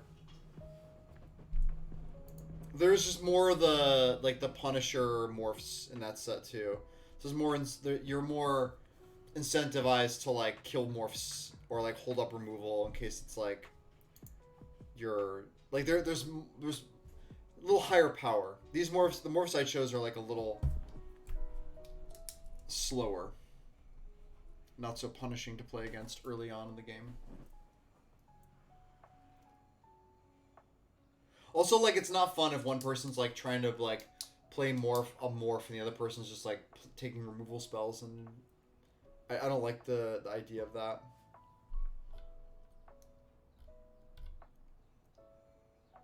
I want both people to commit to building a board out.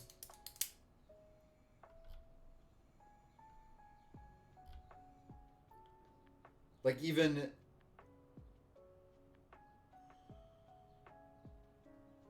Yeah. There's a lot of annoying morphs.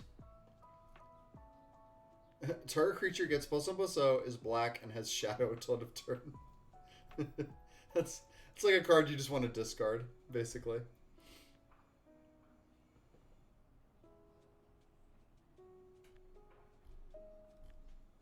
I think Igor's coming in. You said 11 o'clock, didn't you? Hi, Igor. Well, he had a long feature on stream today. He was sitting in my lap for like half an hour. And he laid on me. Well, you passed out, so... Yeah, he passed out. He needs his rest before his training today. Come on. There's not a lot of good flashback spells now. Like, which of these do I even like? You know? Revelation and Sylvan Might, maybe?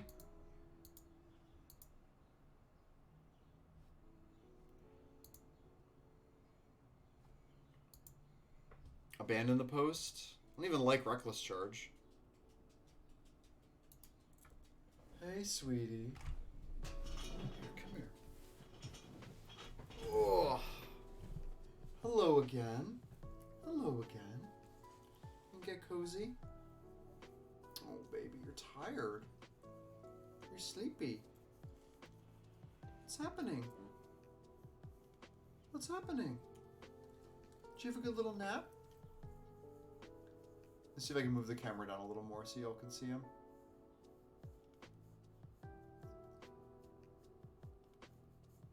Wild Hunger is the green +3/+1 with flashback. I was trying to stay away from 2-color ones.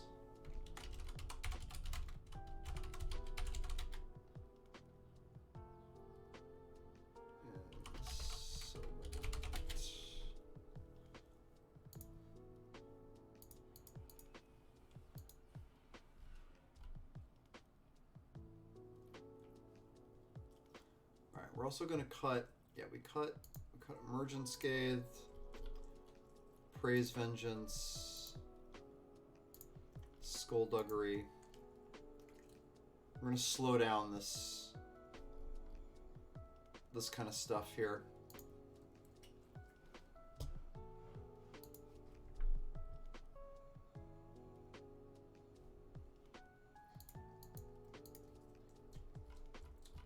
All right.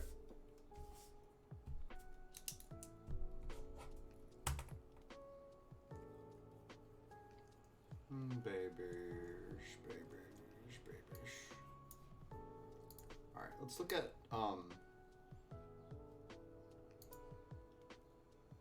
exile target creature maybe? What do you think, Fernando, what do you think about, or anybody in the chat, about A card like Prophetic Prism.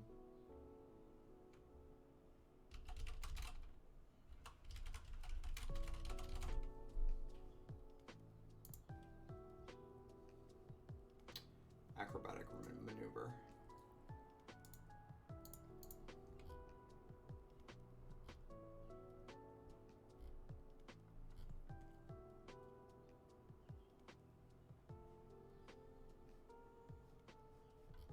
Even Ghostly Ficker could be interesting. Displaces a little stronger. Or a little more focused, sorry. Not stronger.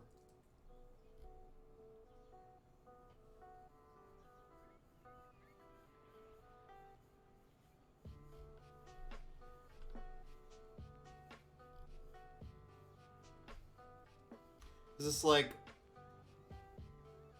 with learn on it? Just Prophetic Prism, just 2 mana ETB learn instead of draw a card. I don't know. I think like just draw a card is probably just like gonna be fine.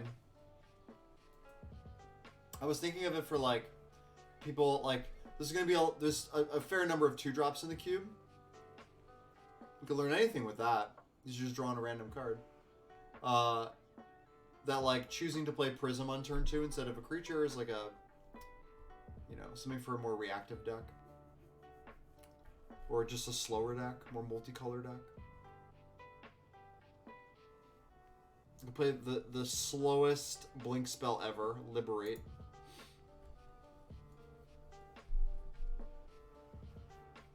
Baby, what is it? Honey.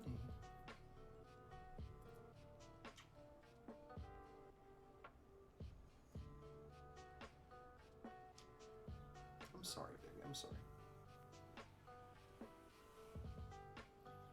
Yeah. That is true. Which makes me not like putting learn on it.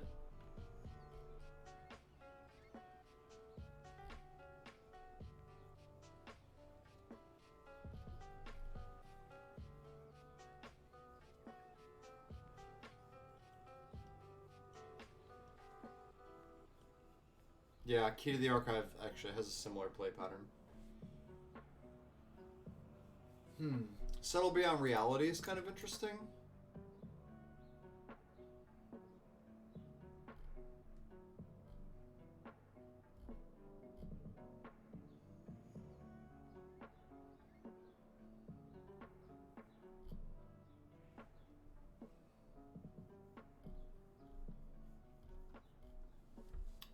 What is it, baby? You want to lay down? You want to bring your bed in here? Then make it better? You want me to do that? Get your other bed. Your old bed.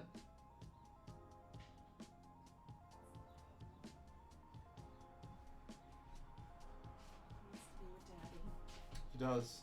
You mind grabbing his old bed? Yeah, we're gonna put your little Betty right here. There you go, sweetie. Let's put you here. He's very attached to me again tonight. Lay down.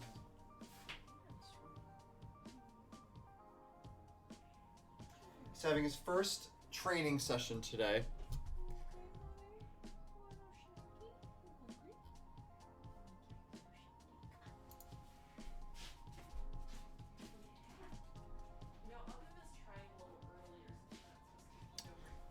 Okay.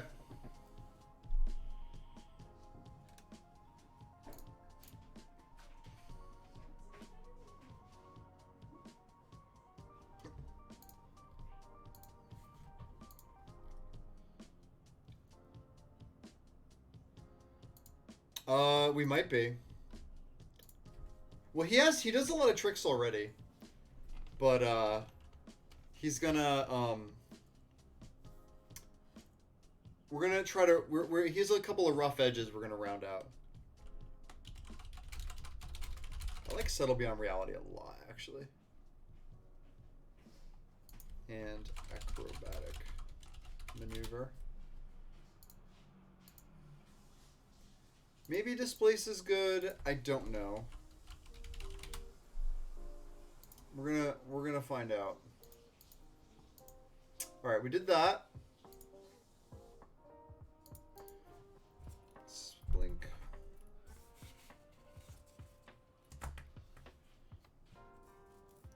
Now let's do flashback. Are there other rebound cards that work here?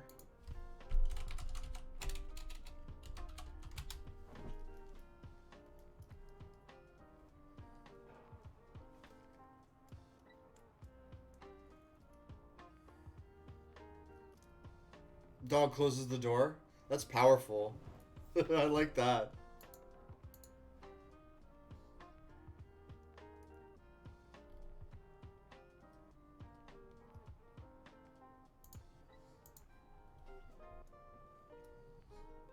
So for like, well, let's do mana value. All these 1 mana stuff is just too much.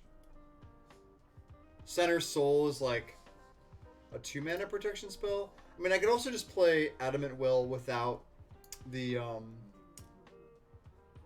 without Learn on it. Which is probably just fine.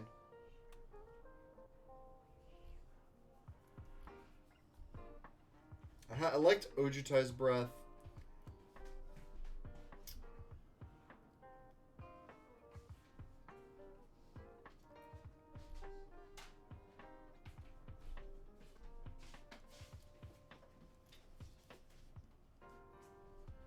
Tagum Strike is kind of like cute.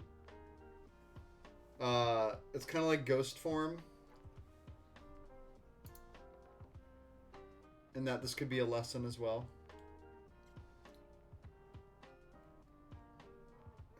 It's another like 23rd card. That's interesting.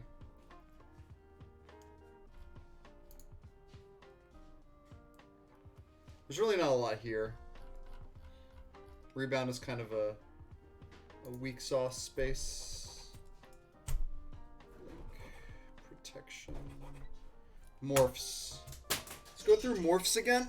Oh, and I want to add where is it? What's this card called?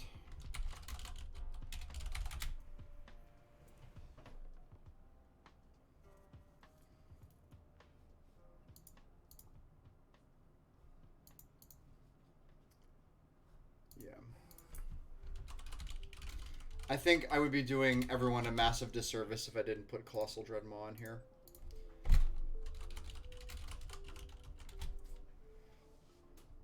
You know what I'm saying? Get this beast in show out of here.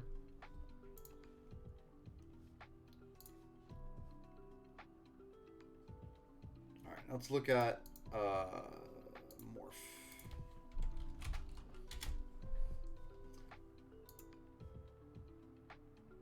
Yeah, actually, that's what I want.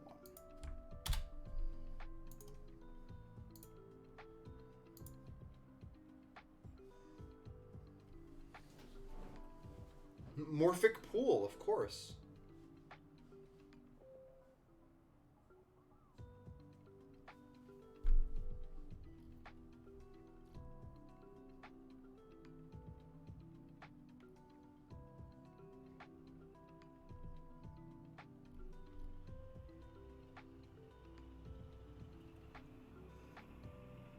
I thought Beast in Show was cute, but it turns out it's worse than Dreadmaw, and Dreadmaw is equally as cute to play.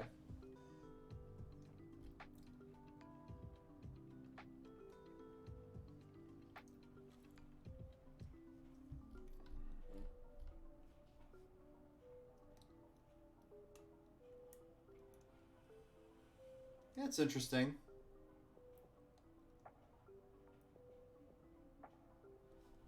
Alright, let's earmark it for Endo. I also really like a card like maybe like Coral Trickster. Oh yeah, we also said we wanted a card. Yeah, it's a Ramp Morph, which I think is cool. A card that like when it turns up, it learns.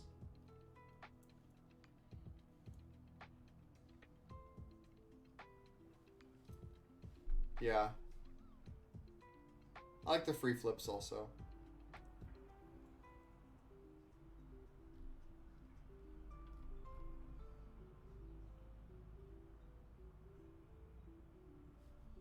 Where's Heartless Ripper, yeah. Might be too much Death Touch, though, in black.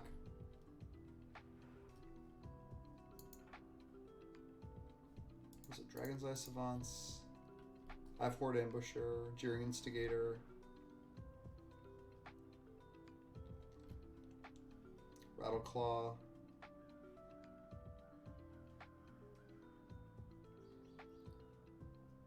Skin Thinner was pretty sweet.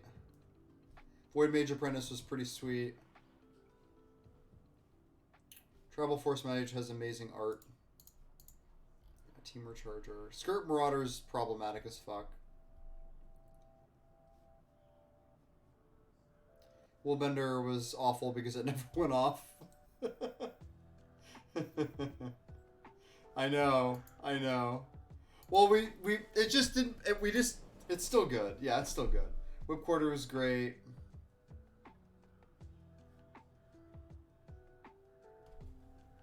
Exterminator is like not what we want.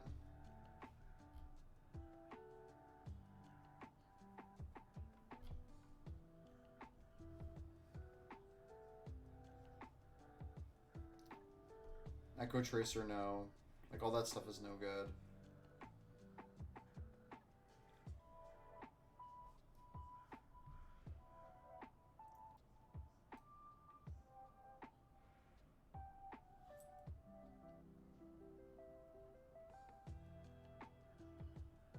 Yeah. Rise of Extus having 2 targets.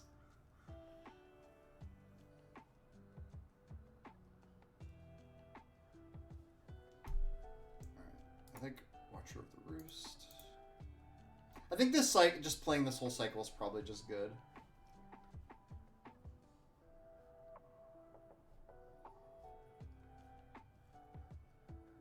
I think it's way too good. This is the same issue as Skirk Commando or whatever, or Battering Craghorn.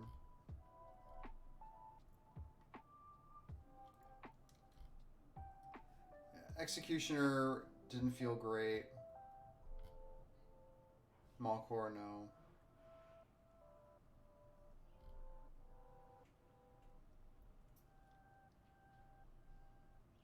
No. No. Misfire Weaver is kind of interesting. I just worry about it being a 3-1 flyer, honestly. I guess I have Soot Feather Flock too.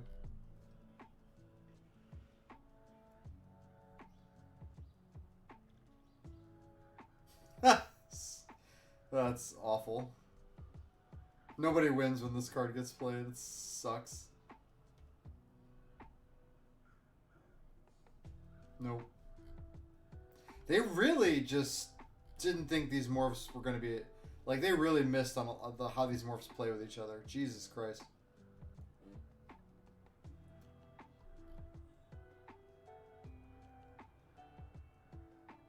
I like how Chrome Shell played okay.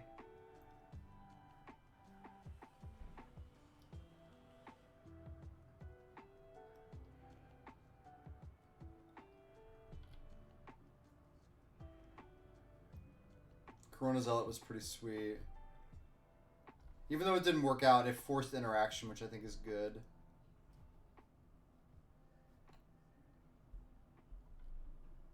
Mystic the Hidden Way is interesting.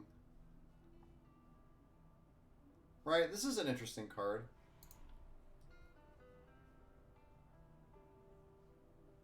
Just can't be blocked. I'll earmark it.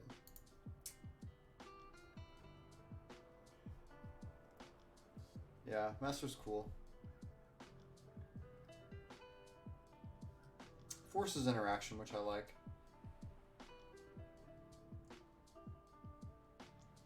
Zombie Cutthroat. Okay, hear me out. Brine Elemental. No. Have a great day, Wombat. You like Whipspine Drake? I like Whipspine Drake too. I gotta be careful about how much flying and shit I have in here though, man.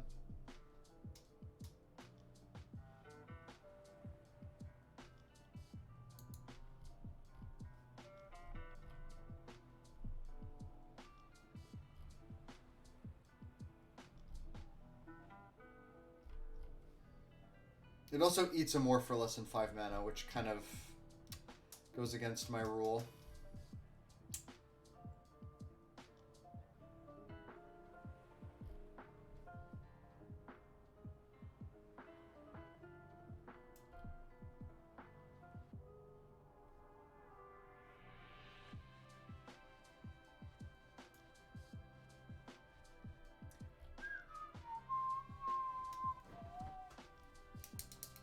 Yeah, too many colors.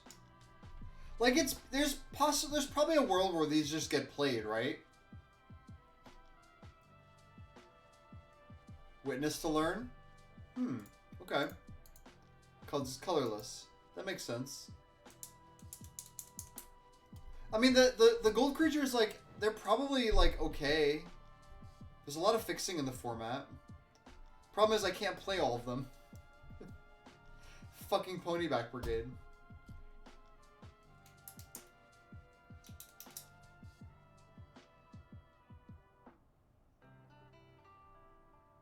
Yeah, when it comes into play.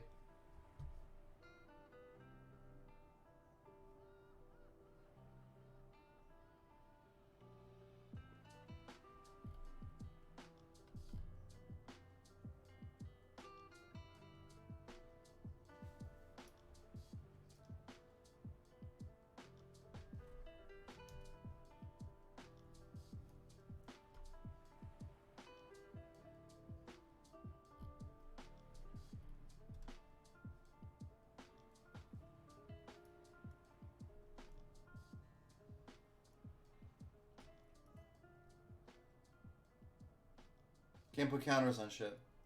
Also too strong.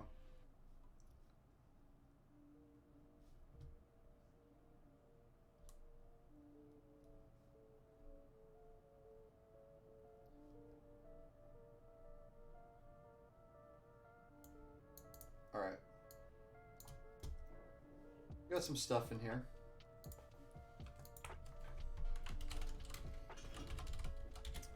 Definitely want to play Zoeta Cavern over one of these, like one of these lands.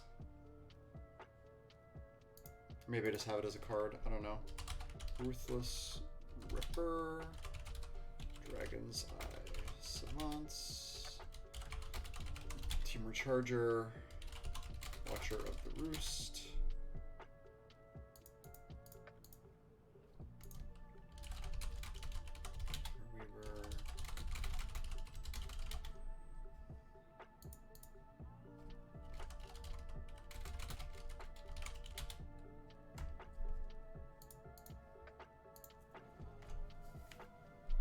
Alright. So morphs. Okay. It's been about an hour. I'm gonna take a quick bathroom break. Be right back.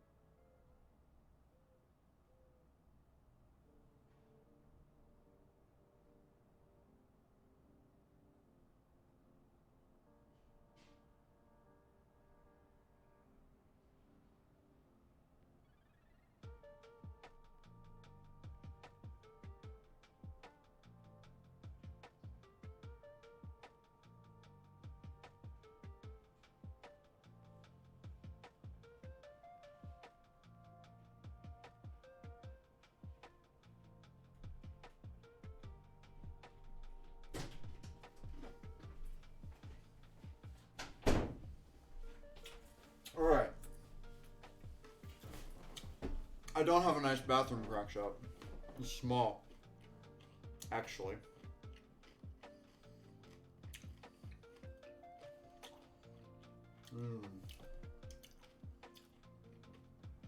I need some sustenance.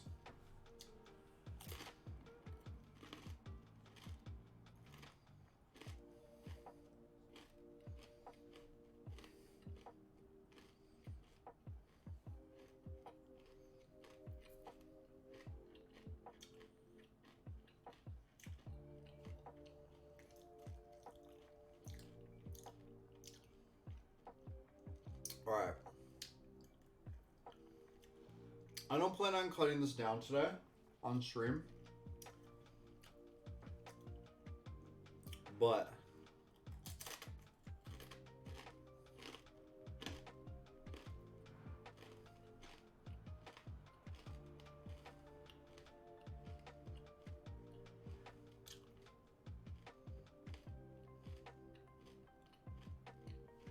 I feel like I need a little more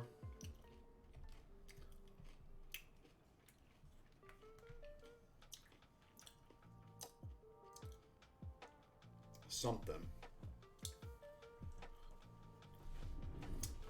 to think about.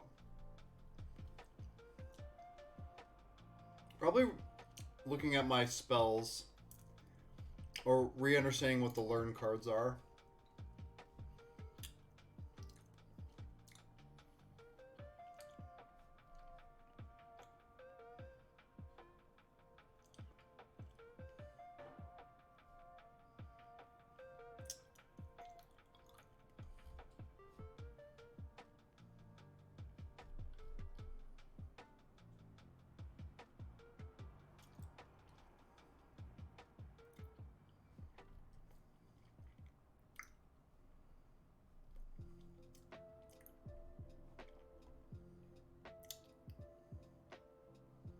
So what were the creatures that we decided were lessons? Vassal Soul.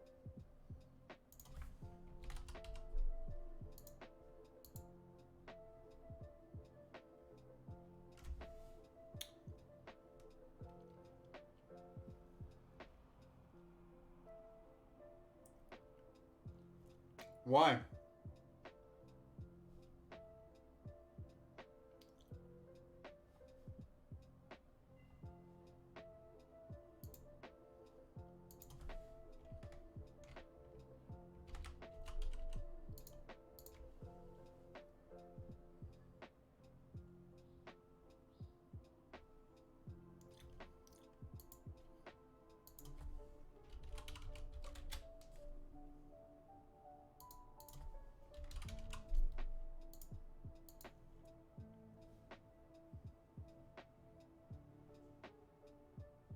That's because it is. I mean, you're probably right.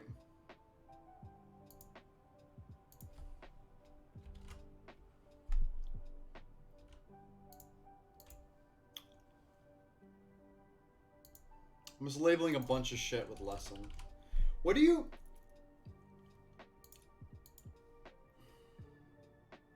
What do you think about doubling up on the introductions in environmental sciences? If I'm adding more, if I'm going to add more lessons, I mean, I'm not keeping all of these, but like, these become less of a priority to duplicate, you know?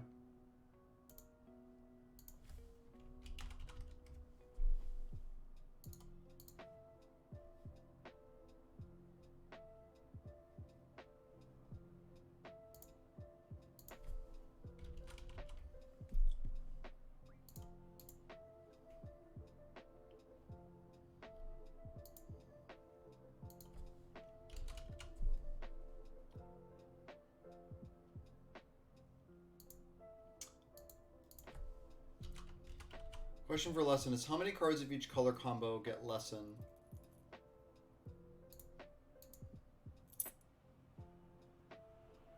Well, I was originally going with an even distribution.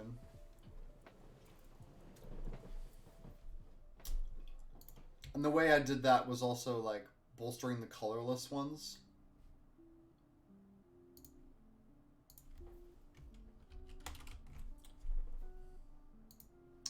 I originally had it as 3 of each. 3 of each color.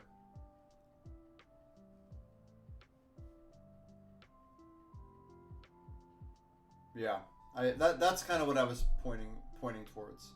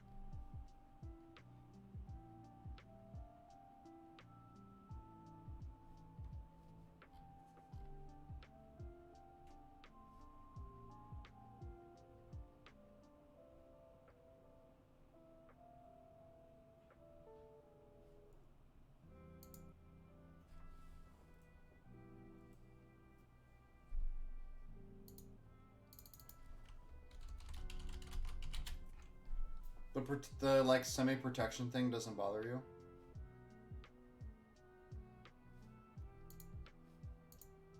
Kind of bothers me, man.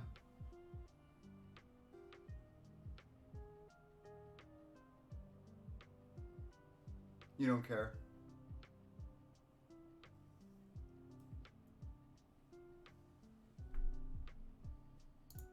I guess it's just evasion, right? How did the lesson cards play out this time? How big was the lesson arsenal of the players that played the cards? Were there some cards that felt like they didn't get there? The stats are perfect, yes, I agree. The lesson cards played out pretty well. There was a pretty wide power band between them.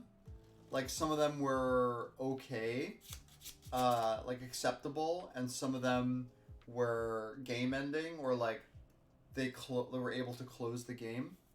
I had a bunch of retrace cards as lessons that felt a little like, some of them felt a little pushy. I think like on a long enough timeline, I would end up cutting them for like they would make the game too repetitive. So instead of like trying to determine if the power level was too much, I just shortcutted and said I would rather not games become about those cards. Yeah, I'm cutting Learn from Growth Charm. Yes.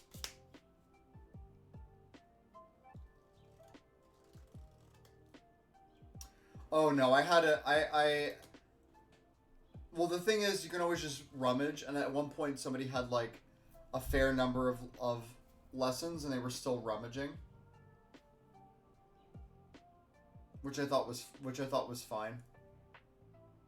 I don't think anybody said they had too few. There was the confusion that happened where Ferrando and Kanta like forgot that Learn and Lesson, how they were different, because I just wrote on the cards, and it's a lot harder to like ascertain like this, you know, when it's just templated like crudely.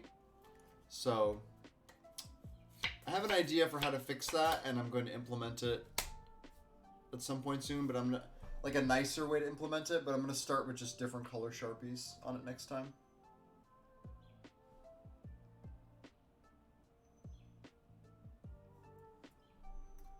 Yeah. All right, Ferrando, you got me on Soot Walkers.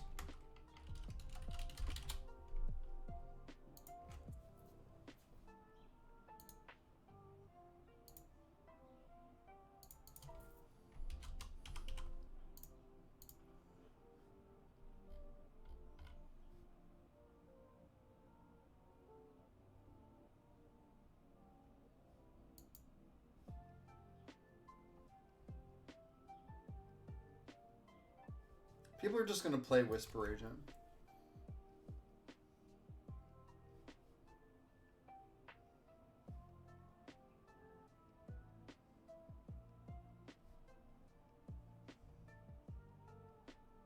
So giving it Lesson doesn't really accomplish anything.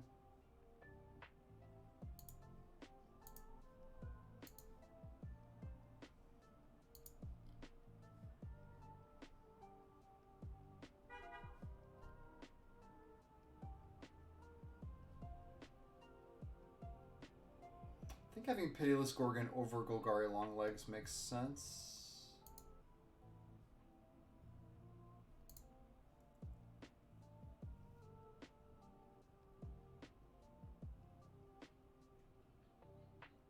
It's not easy. I'll tell you that. But it's okay. I like Longlegs as a lesson, yes.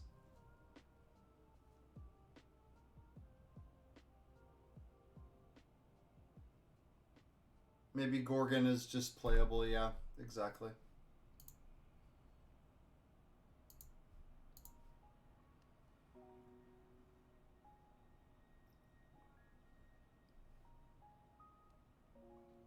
What's DT?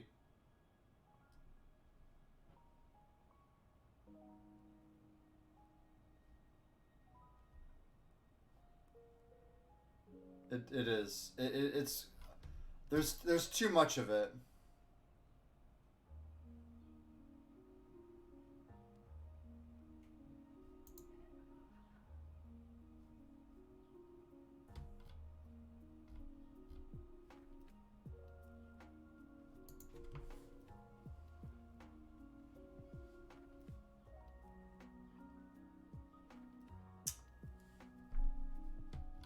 We'll figure that out though. We'll get to a place where it feels like it's not too oppressive. Or not oppressive, but just like it feels, you know, good, but not too not overpowered or anything. Hey, I got a totally unrelated question that just came up. Does anybody in chat have played the Magic Online Jumpstart Cube? I was thinking about playing that this week.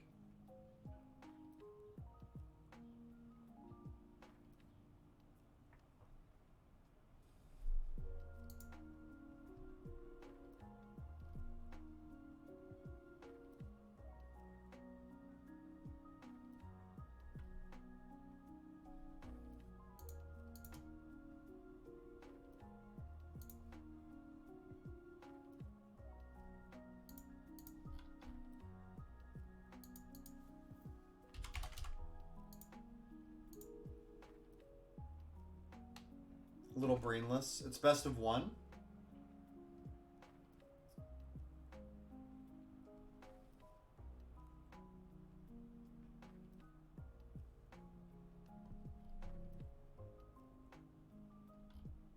Best of one's kind of sucks. But I guess if it's supposed to be fast, then I get that wonky power level delta. Yeah, I mean I've seen the lists. Some of it's kind of whack. Yeah.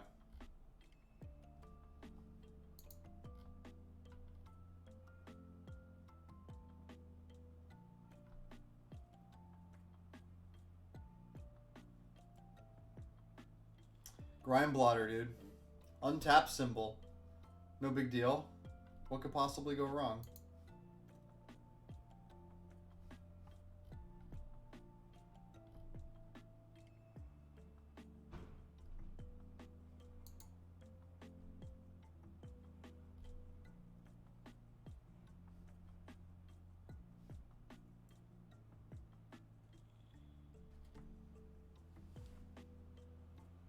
Wouldn't say you miss anything if you don't play. Well, that's disappointing. That's not what I wanted to hear. Thoughts on having new players who draft your cubes sign a basic or other fun ideas of marking cards? I don't like that for my cubes. If it was like this cube I'm working on right now, I wouldn't mind all that much.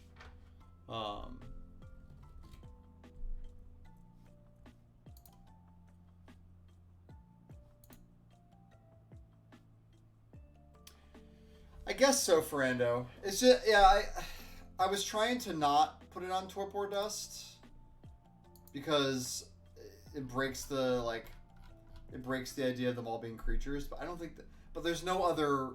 I don't feel like there's other reasonable recourse. Like Whisper Agent's just too good. I'm not putting lesson on them because no one's gonna ever play it as a lesson. But this one, this feels more like a 23rd card, so.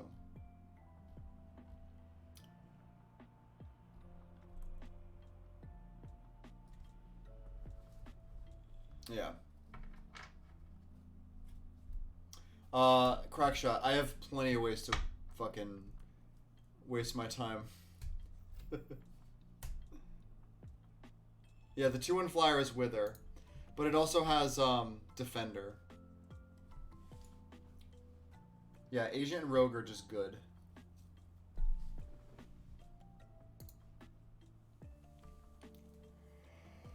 Oh, fuck. Yeah, it would be. Trust me. I actually bought the card and then realized that I'd Wither.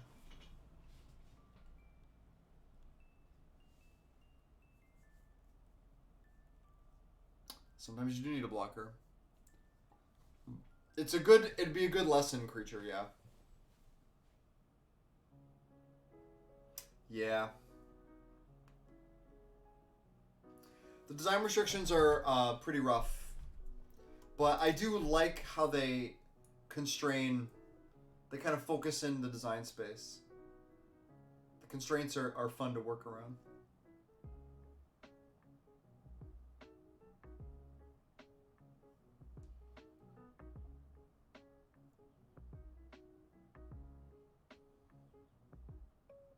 I have a feeling what's going to happen is I'm going to cut a bunch of creatures. And then I'm going to need new creatures. Which is not a bad problem to have.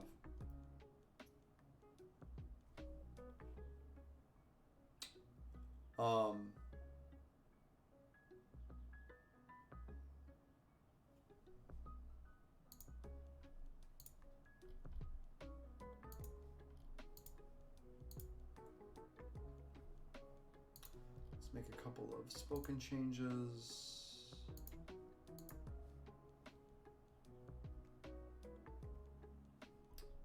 We're gonna have to find some learn stuff.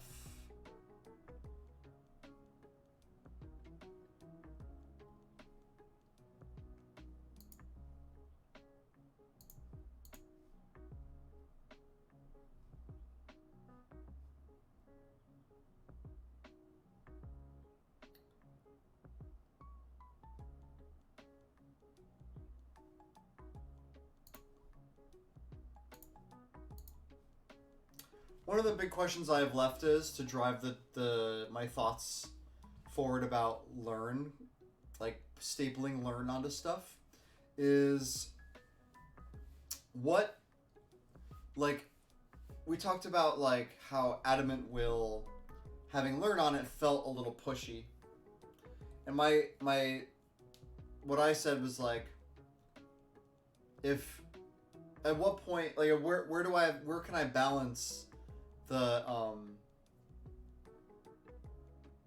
these spells so that learn doesn't feel too pushy, you know? Like, I could put on acrobatic maneuver.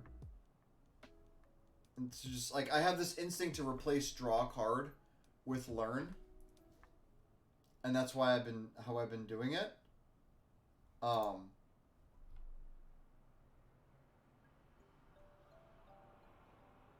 But obviously that's not, like, always just going to be a good one-for-one. Like, Ferrando spoke yesterday about how Dust Legion Zealot should just be a card draw. Like, should just do what it says, and we just figure out another card to play as a learn card. Yeah.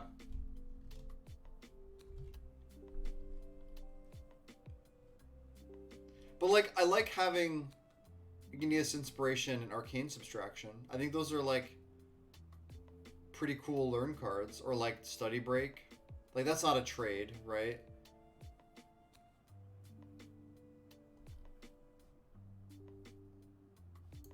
But yeah, they should probably just be a little more expensive. Zealot is a lot better as learn now that there are creatures that could curve into as learn. That's fair. That's fair. I'm going to take a look at this since I have to prepare for my training session with Igor, which is happening at 1. And we're gonna it's gonna be like 1 to 2, I think, or maybe 1 to 2:30. And eat some food, and then I'm gonna look at this a little more. get it tuned up, and then we'll do some more testing. I have to order some more cards now. But yeah, I think I'm actually just gonna wind it down a little bit. So, because I'm a little brain fried now. So, overall, good playtest. I think Frendo and Kanta agreed. It was fun and a good playtest. And we got to know the format a little bit and are gonna like lean into the things that are fun and interesting and see where that takes the design space.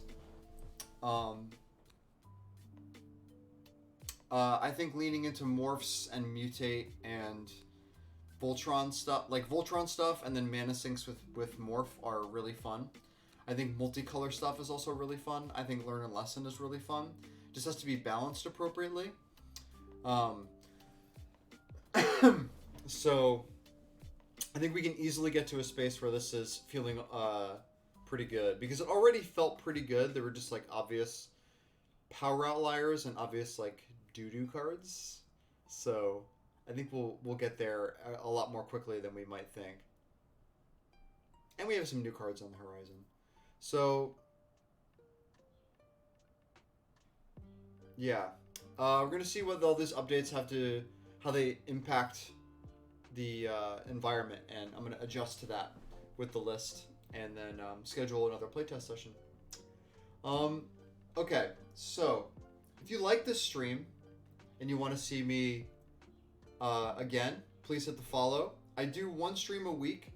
Everything is focused on Cube and Magic the Gathering. I do occasionally do a bonus stream, just like I'll do play another game, or I'll play Magic just to hang out and do something casual, because these streams are pretty like thought intensive and voice intensive for me. But yeah, if you do like this and you like the discussion, you like this kind of niche space that Magic can occupy, give me a follow. I also am on Twitter all the time, so you can reach out to me on Twitter, or just follow me on Twitter. I don't know if my bio has my Twitter, because I'm really bad at this kind of stuff, but I'm getting better. Yeah, I'll be on here next Monday, so you can find me then, and we'll talk more Cube. I'm gonna go have the rest of my day and take photos of Igor during his training session, maybe, if he stops barking at the trainer, because he has a barking issue. Yeah. That's gonna do it for me today. And hope you all enjoyed this, and I hope you all have a great rest of your Monday.